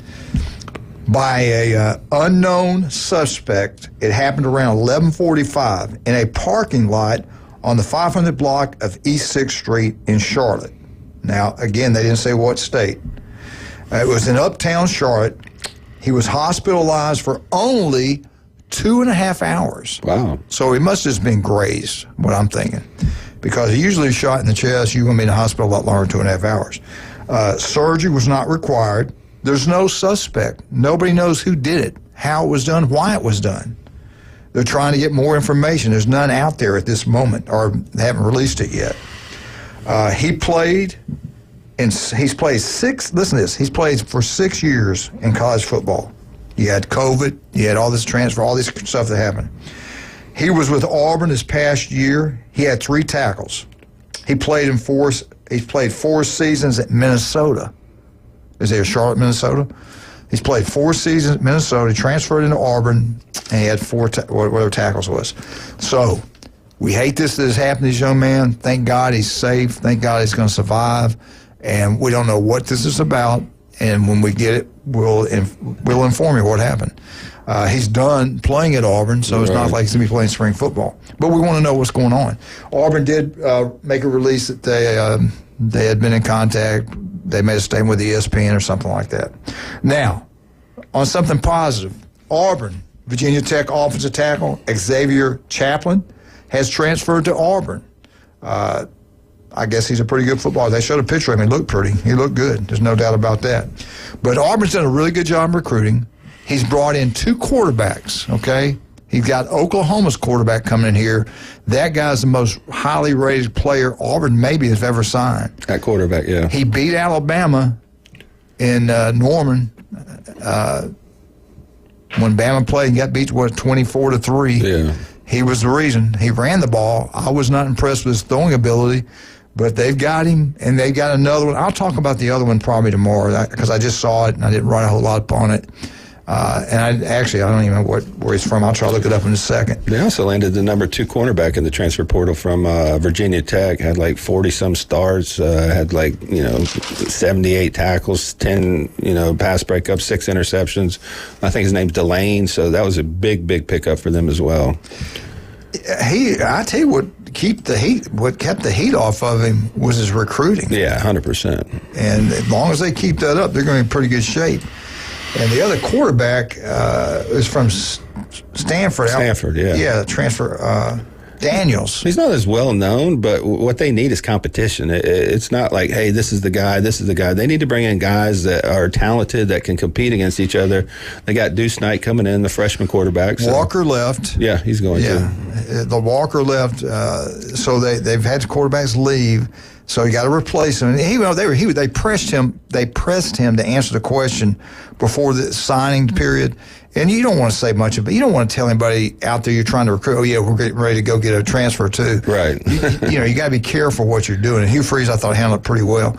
But they got an unbelievable freshman coming in from the state of Mississippi who was committed to Notre Dame. Yeah. But this Daniels kid was a pretty good ball player.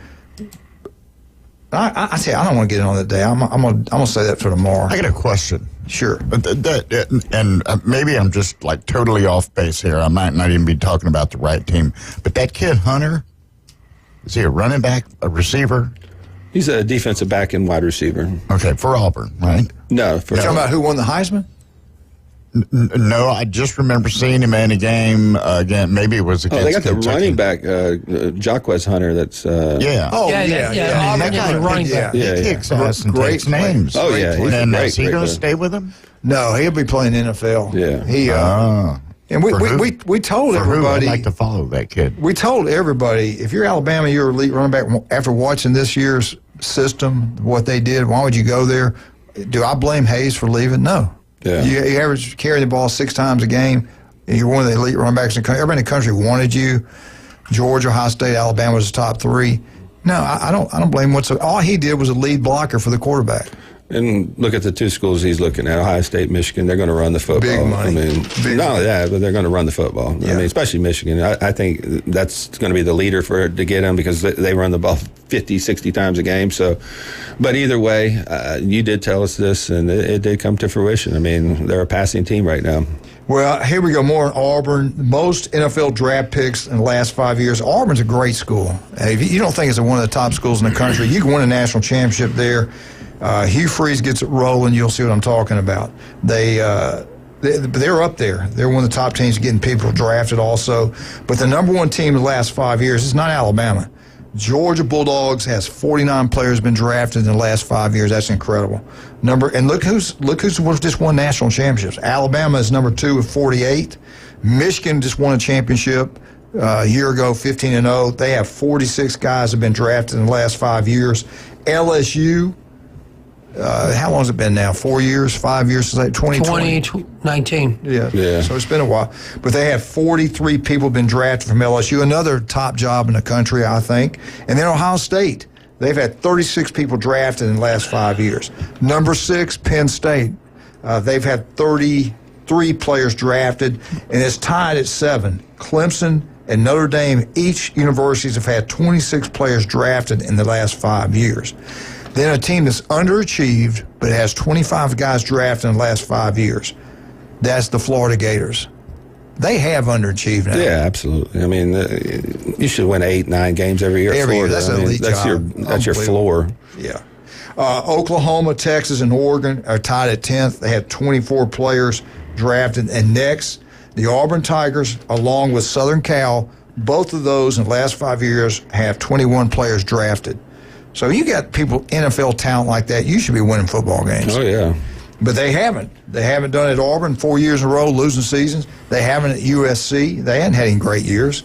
Oklahoma is down now. Texas hadn't done much. The last 2 years they've been pretty good. Oregon's really good. Florida's a disappointment. What about Clemson? Are they back? Do we find out this week? I think we find out this week, but I don't think they're back. I mean, the 2 SEC teams they played, they lost to. I mean, their rivals, South Carolina, they lost late in the year, too. I don't see them winning this game against Texas. So, considering where they were, he went head-to-head with Nick Saban for 4 or 5 years and won 2 out of, 4? So, to me, they were the second-best program in the country then. So, to me, they've taken a clear step back because they're not in contention for me right now. I think the rest of these have done well with the talent they've had. Notre Dame, they've been winning, and give them credit. They might not win a national championship, but they've been winning. I was surprised. I threw good. Marcus Freeman under the bus and They're thought good. no way he could get there, but they are really, really They sound. do have one of the weakest schedules out there. They do. But they look They're good. physical. They tackle well, and you can't say that about a lot of teams in the country. I think they have a lot of good high-character kids on that team. Yeah. Penn State's won. You got to give them credit. They've got 33. Ohio State's been playing for it. They've been good, 36. LSU, I would say LSU's underachieved. A little bit, yeah. 43 players drafted in 5 years, and they haven't. Just think about where they were when they hired Brian Kelly. I mean, if you win 10, 11 games, make some playoffs there, and now you add the talent of LSU, you think that's a home run hire. You know, we should win 1-2 national championships. This year's really disappointing. Yeah, so I don't know if it's the fit. I don't know if they do have some holes. These aren't the most talented LSU teams. On defense, they've had some clear holes in their secondary and in their front. You know, playing Perkins at linebacker to me was a little head scratcher. So I don't know what they're trying to do on defense. But if they could fix that side of the ball, their offense is always, one of the top in the country. So they just got to figure out defense. Michigan, 46 players drafted in the last 5 years. They just won a national championship. Harbaugh got it going in the right direction. Last two, and this year they've kind of fallen apart. And really, though, have they overachieved? Or because they had 2 really good years, right? But 3 years ago, they weren't anything special. No, not really. I mean, they beat Ohio State. That's what they're hanging their hat on. But the 2 years after that, they followed through with it and, capitalized on the transfer portal. The offensive line they brought in was really good. I think they've overachieved based on their recruiting. I mean, they're not in the top 5 every year in recruiting, even the top 10. Sometimes they hover around, 10 to 20. That's really bad. Sometimes those recruiting services aren't there. I mean, they had 46 players drafted. That's pretty good. But say what you want about him, the sign stealing, whatever. The dude can coach. And I hate to say that because he's a quirky, weird guy. He's proven it in the NFL. He turned around the San Diego Chargers. He turned around the San Francisco 49ers. He turned around Stanford and put them on the map as a football program. whether I like them or not, whether, the last 4 years they use Stallions to their advantage, the guy can freaking coach, and he coaches tough teams. So we get back. I have to give him credit for that. Get back. I'll ask you a question about two other teams. All right, Jason, let's talk about Max Fit Sports Nutrition. Yeah, we still got our Max Fit meals going, so we're making custom meals for families, athletes, whatever. I mean, we have pickup locations at Fitness Junkie, Emerald Coast Jiu-Jitsu, and at Anytime Fitness. You can email us at maxfitmealsanytime@gmail.com if you want to sign up for bulk orders or custom, meal prep where we deliver it to you. We can cook your meals for you. It's a minimum of 5 meals, but you do get a discount once you order more than 5 meals. So maxfitmealsanytime@gmail.com, and you can go to our Facebook page and go through our Square site and order directly from there. So Max Fit Meals Anytime on Facebook or Instagram, and you can order your meals through there. All right, we'll be right back. You listen to 104.3 ESPN Northwest Florida. Again, on Paparazzi Pizza, have a great pizza day.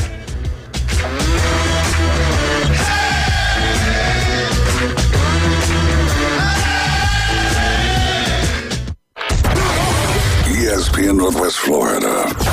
The afternoon underdogs. Albeit it's not your vintage Aaron Rodgers, he's averaging less than 5 yards a pass. These statistics, if you apply them to previous defenses, we should be competitive right now. The reason why we are not competitive is our now ex-brilliant GM, deconstructed the defense, brought in a malcontent from the Philadelphia Eagles who clearly don't miss him. 4 to 6 weekdays. 104.3 ESPN Northwest Florida. It's beginning to look a lot like Christmas everywhere you go, especially at that boot store. This Christmas, make it a memorable one by selecting Western wear for the entire family, from the largest to the smallest member, at affordable prices. For that hard-working person on your Christmas list, what better gift than Carhartt work clothes? Don't know what to select? How about a gift certificate from that boot store? Open Tuesday through Thursday, 9 till 5. Friday and Saturday, 9 till 5:30. Next to Billboard Kia, 15th Street, Panama City. That boot store where God is good all the time. Experience a higher level of service. David Adamson Designer Jewelry has been providing you the very best of fine jewelry and repair in Lynn Haven for over 32 years. David has added Amber Anderson and Russ Clare, names you've known and trusted in PCB for years with your fine jewelry and watch needs. Find that one-of-a-kind engagement ring, that special anniversary gift, or something colorful just for you. Amber and Russ will find it or build it for you. Serving Bay County and beyond in Lynn Haven at the corner of Ohio Avenue and 9th. David Adamson Designer Jewelry. Did you know that fees associated with real estate closings are virtually the same from one title company to the next? So what sets South Oak Title apart? Effective communication, customer service, expertise, and technology. If you're buying or selling real estate, refinancing a residential or commercial property, tell your realtor you want to close with South Oak Title. South Oak Title, with locations across the Southeast, including Panama City Beach, Inlet Beach, Destin, and Fort Walton Beach. Visit them online at southoaktitle.com.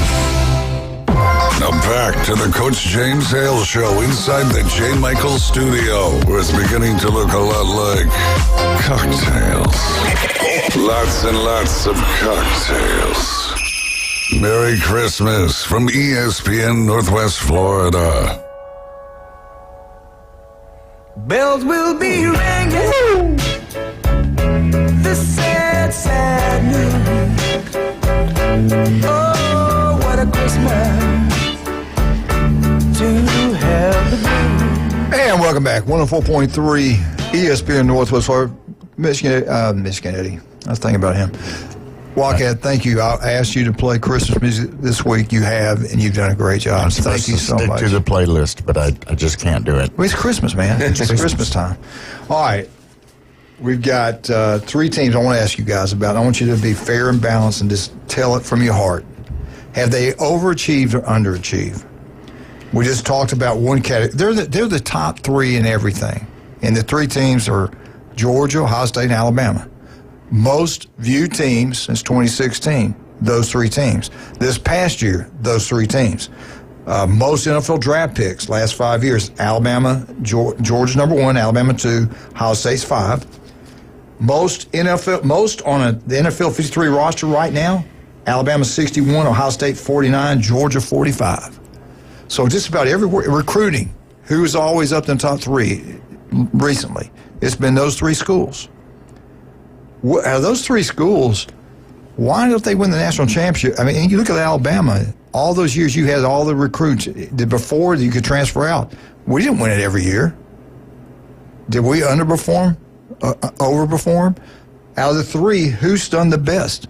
If you're going to judge it by national championships, we got to say it's Kirby Smart in Georgia. I would agree with that. I mean, especially recently. He almost won 3 in a row, and he should have been a player. The team that got screwed was not FSU. Right. They did. They did get screwed. But the one that got them, I think, was the back-to-back national champs that went 13-0. And lost in the SEC championship game. Yeah, 12-0 and lost the SEC championship game in a close game to Alabama. And they could have won maybe 3. I think they got in. They matched up better against Michigan, I think, and Bama did. I think they were the best team in the country last year. I mean, they had a lot of injuries going to the SEC championship game. I think McConkey, the tight end Bowers was hurt. So definitely think they probably were the most dangerous team in the country and just didn't get into the playoffs. So out of those 3 teams, in your humble opinion, what do you think? Who's over, under, or rank them in order?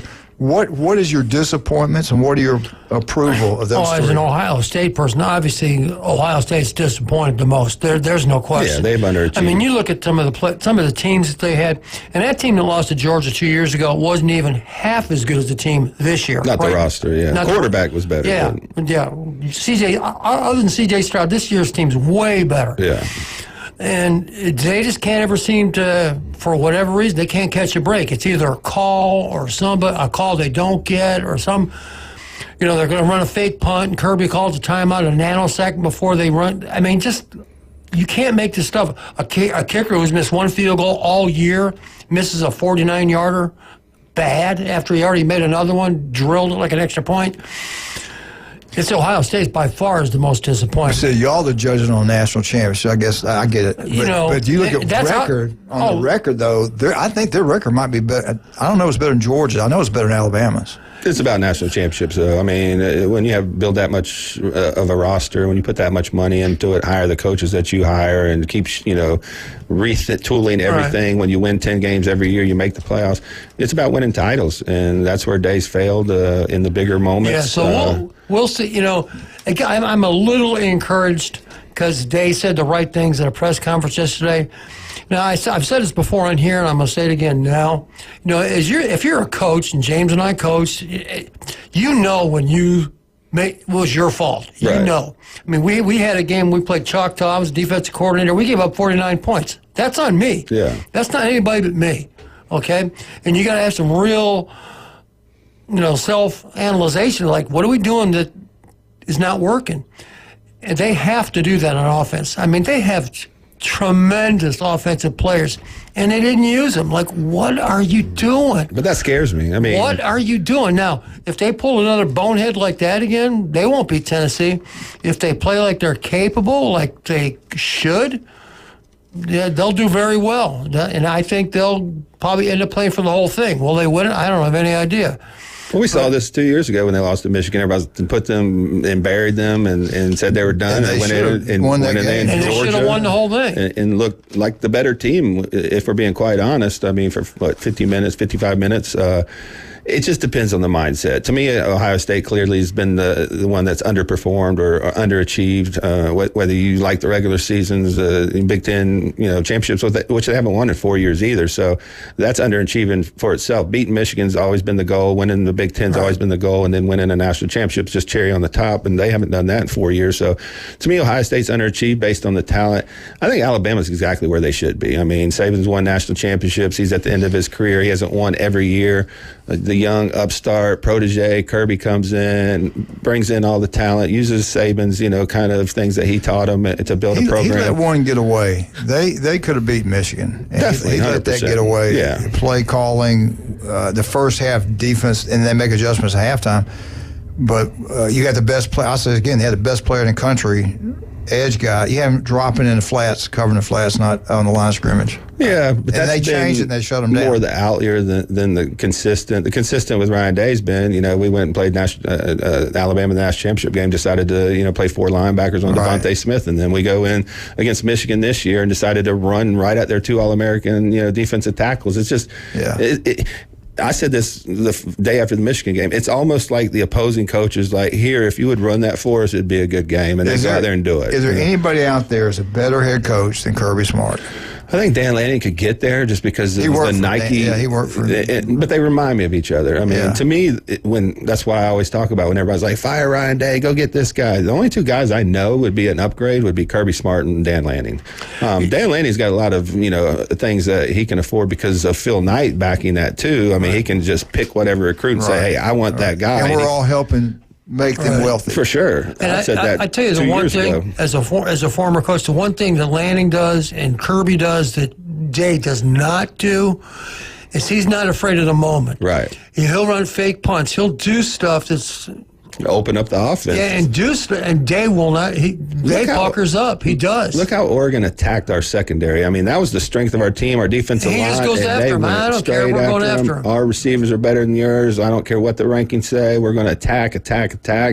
And they ended up winning a high-scoring game, and we puckered up at the end again. We had the ball on the 35-yard line. I'm sitting there. They're in a nickel dime defense. I'm sitting there, just run the ball. You get 5-6 yards there. It's going to be a 37-yard field goal. What do? They run a slant to Jeremiah Smith, which is always Day's mentality, is throw the ball.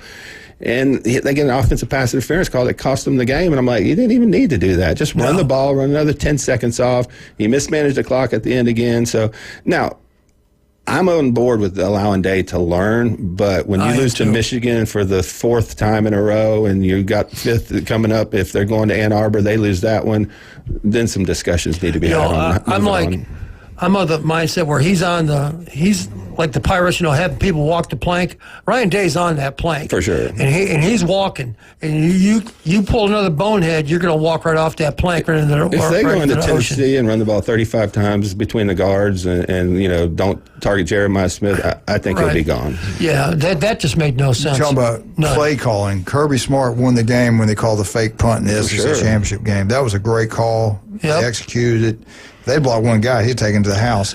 That was the difference in the ball game. And I tell you, the guy, and I know the SEC person in the room, James Hale, doesn't like Army-Navy because it's not the SEC. And neither one of those teams throw the ball hardly at all. But Army had one of the best passing plays I've ever seen. They run the ball, and they put a guy in motion. He's going to be the lead blocker for like the quarterback draw, kind of thing, and lead the guy up. So a guy comes in motion, gets in front of the quarterback, goes through. That safety reads it. He comes flying. Oh, it's going to be the quarterback draw. Well, it's not the quarterback draw. The guy runs right by him, standing by himself. So, oh, my God, that's one of the best plays I've ever seen. This is from Army. Now, would Ohio State ever do something like that? Not in a bazillion years. I mean, if Army can do that, why can't Ohio State do that? I mean, it was so easy. The kid just ran right by him. And Mark Richt did that out of the eye. Fake the isolation, the fullback. He faked and hit the fullback. Same thing. They all came up, and fullback's behind everybody. And he caught the ball. There was another thing with the defensive line rotation in the Michigan game again. I mean, we've always seen Michigan wear out Ohio State's defensive line late in the second half. They played 57 snaps out of 60, and they got talented guys on that second string. They've been rotating them all year, splitting snaps. They do the same dumb stuff in big games, and I just don't get it, man. I mean, you're getting paid $12 million. This isn't a entry-level job. This is the top of college football, whether you believe Alabama. True. You're one of the three best brands in all of college football. You're going to recruit just because of the name. They have to be better, and if he's not better, I don't see him there for another 2 years. And we're talking about the categories, I agree. These guys being ranked and everything. This is winning percentage, all-time winning percentage, and we used to have it. We don't anymore. Number one is the Ohio State Buckeyes. They average winning every time they play. They win 73.5% of their ball games. Alabama's second. They win 73.4% of their ball games. Yeah, I saw that. Ohio State total wins 974. Alabama total wins 974. You guys got a chance to add to it this year. We have one more game. You guys have opportunity to have 3 or 4 more games. Losses. How many times Ohio State lose? They lost 335. Alabama's lost 340. Tied games. Ohio State's tied 53. Alabama's tied 43. The number 3 team is the winningest team in college football history. Yeah. They're 3 on the winning percentage. They've won 37.2% of all their games, Michigan Wolverines. They've won an incredible 1,011 games. They've lost 358. They've tied 30. Number 4, these are the blue bloods of college, the history of college football. Number 4 is Notre Dame. They've won 73.1% of their ball games. They've won 959 games. They've lost 339. They've tied 42. Boise State was number 5. I didn't even look at theirs because I don't count them in this other different league. level of competition there. Number 6 is Oklahoma. They've won 72.3% of their games. They've won 950. They've lost 347. They've tied 53 games. Number 7 is Texas. They've won 70.4% of their games. They've won 959 games, but they've lost 394. They've tied 33. Now, below that, the 70% club, below that, right up under them, these are all Big Ten SEC schools. It's Big Ten, USC. They've won 69.4% of their game. The next one's Penn State. They've won 69% of their games. And there's a Big Ten again, Nebraska, 67.7% of games they've won. So you got 1, 2, 3, 4, 5 of them from the Big Ten. SEC's got 1, 2, 3. 3 from the Big Ten. From the SEC. Yeah. So the history of college football is right there, and Ohio State's right there at the top. You know what's crazy is how close those percentages are for those top 3 or 4 teams. They're within like hundredths of a point. That's crazy. Over 100 years, man. Yeah. They've always win. They always will. It's important to those pretty people. All right, let's talk about what's important. We got some great, important sponsors that do an incredible job. We're excited about the first historical downtown Panama City. We're talking about the local 115 on Harrison Avenue. This is an oyster bar. It's kind of a sports thing. They're big time people. Vandergris family. They got some sponsors now. They've got some partners involved in this restaurant. Kyle does. There's an oyster bar. They got oysters, crab cakes, steamed seafood, gumbo soup, salads. They got wings, got ice cold beer. They got wine. Nothing fried is a healthier option just for lunch and dinner. Local 115, historical downtown Panama City. And we'll tell you exactly when they'll be opening up when we know. They're working on it as we speak. It's not them, but they're trying to get it open as soon as they can. Also, we want to thank Stevenson Air Conditioning. We want to thank Turf Pro Pest Control. They do a wonderful job. Listen to Pat every Monday, 8:30 right here on ESPN Northwest Florida. We'll be right back. 104.3 ESPN Northwest Florida, home of the Auburn Tigers. No place like home for the holidays. 'Cause no matter how far. This just in.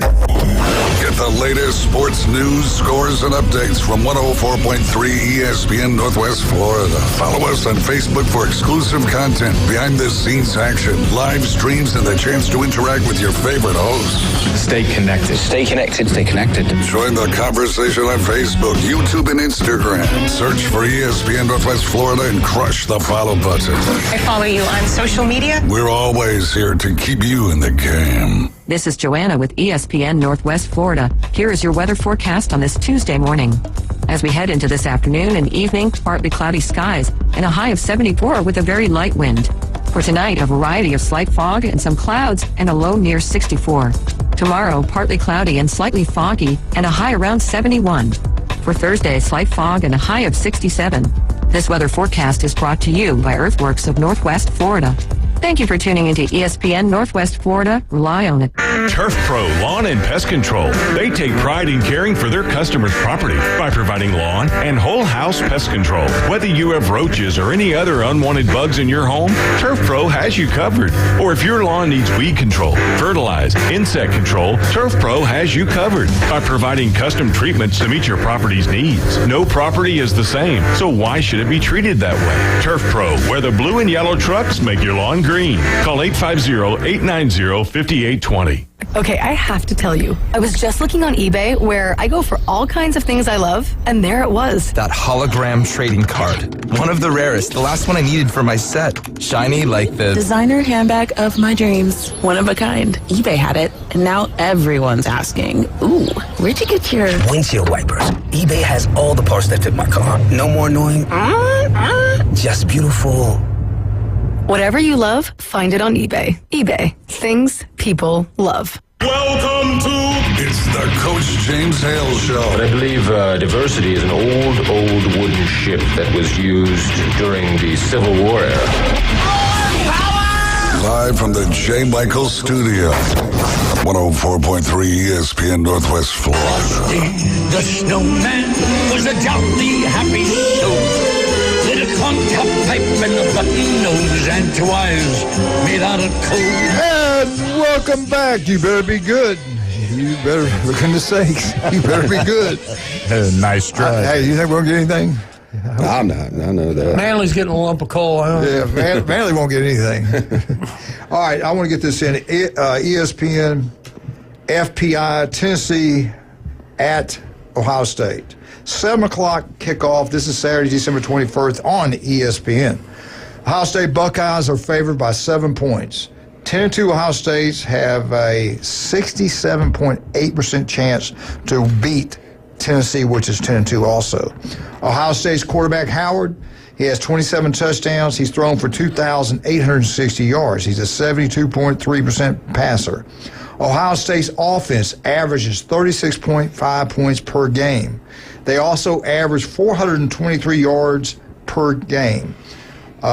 Only 10 points in their last game against the Michigan Wolverines. That is a concern. Ohio State's defense, one of the best in the country. Number 1 in the nation, points per game allowed. They only give up 10.9 points per game. Also, number 1 in the country, how many yards they give up per game.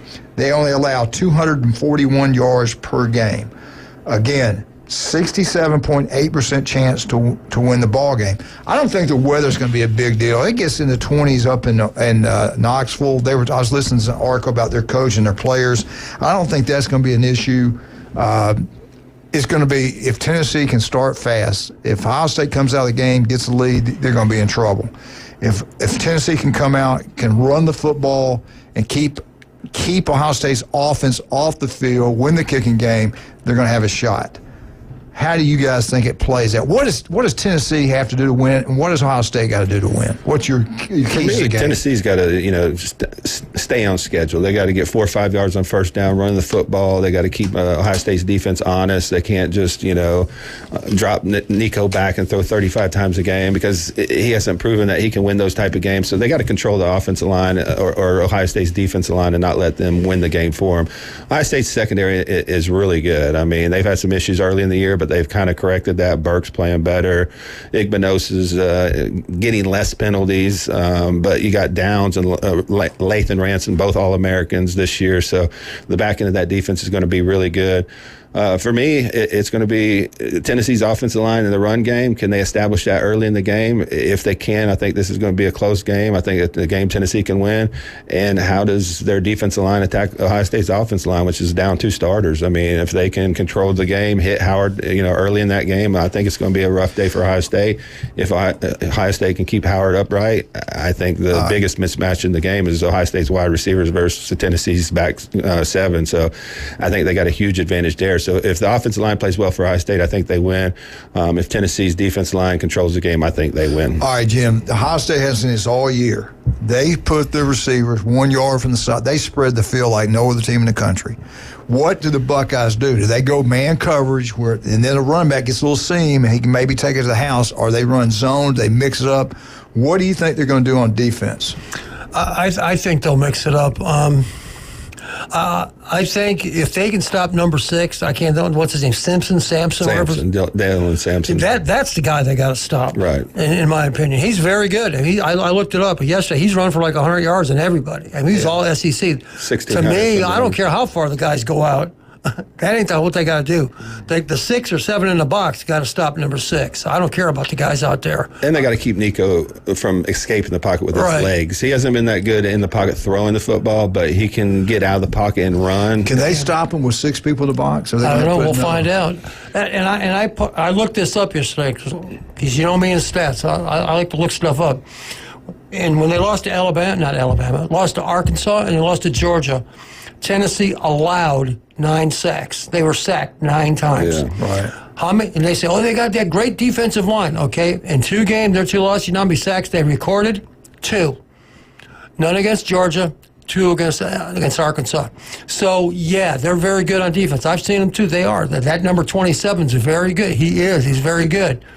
But if Ohio State is smart about it and they're no better than the guys you've seen all season. Right. I mean, they're no better than Penn State. They, to me, remind me a lot of Penn State. Yeah, I mean, very defensive similar. line's good, offensive line's good, running game's good. But if you spread them out and get them in a shootout, I don't know if they can win that type of game. And Tennessee has not been good on the road. Their fans will tell you that. Quarterback is shaky. Very inconsistent in the pass game, But that's a big advantage for Ohio State. Where he's dangerous, though, is when plays break down and you're in man coverage, you got your back to him, and he can take off and get you 20, 30 yards with his legs because he's still a good athlete. So to me, it's about keeping him in the pocket and making him beat you from the pocket. You talk about Tennessee getting off to a good start. Well, Ohio State has not gotten off to good starts almost all season. They always kind of struggle that first quarter, kind of find their way, and then they do very well. If they can come out of the gate and score first, that's going to help a lot and get that confidence going a little bit. Because let's face it, they got some demons to get rid of from that Michigan game, for sure. Estimate this environment. This is an 8 o'clock game,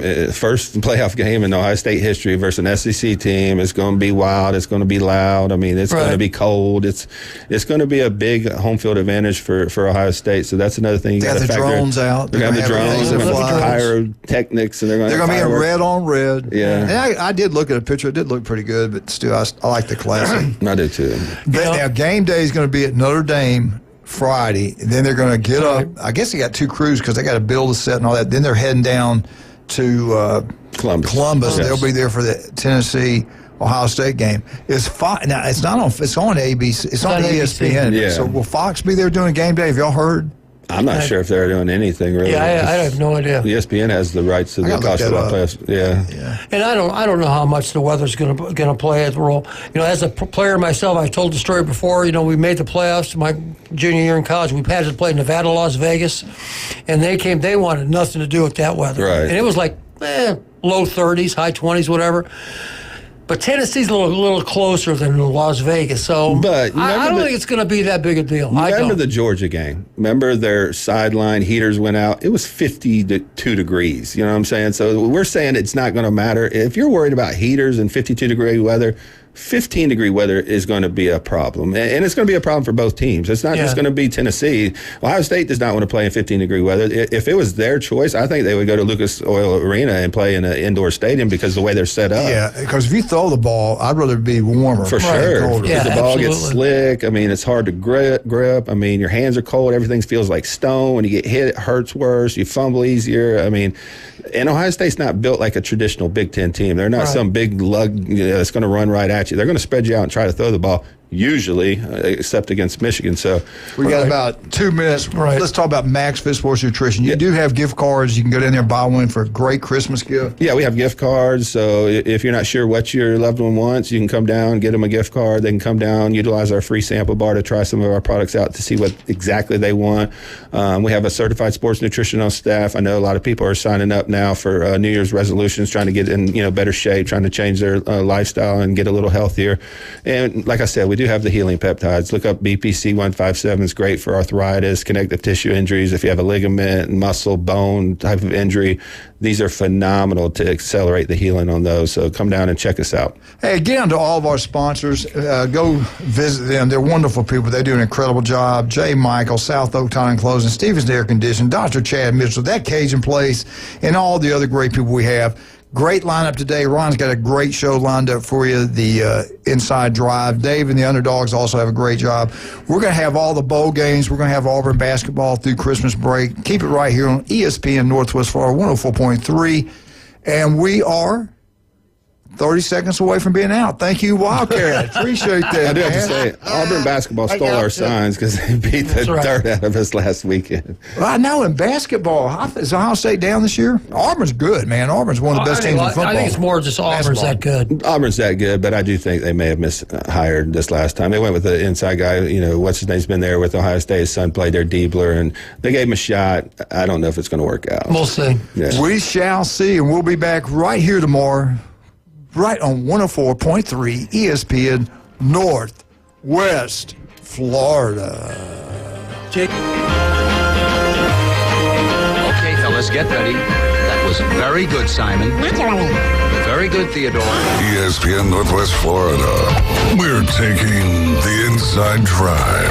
I've never seen this before. Like, they're still paying you a lot of money. You can go in the game, right? Like, I fully expect the 49ers to suspend him, just like the Ravens did to Deontay Johnson. I don't see how they don't. I mean, like, you literally walked away from your team. Join Ryan Mulvey. Thank you very little. Middays 11 to 1 on ESPN Northwest Florida. This is Joanna with ESPN Northwest Florida. Here is your weather forecast on this Tuesday morning. As we head into this afternoon and evening, partly cloudy skies and a high of 74 with a very light wind. For tonight, a variety of slight fog and some clouds and a low near 64. Tomorrow, partly cloudy and slightly foggy and a high around 71. For Thursday, slight fog and a high of 67.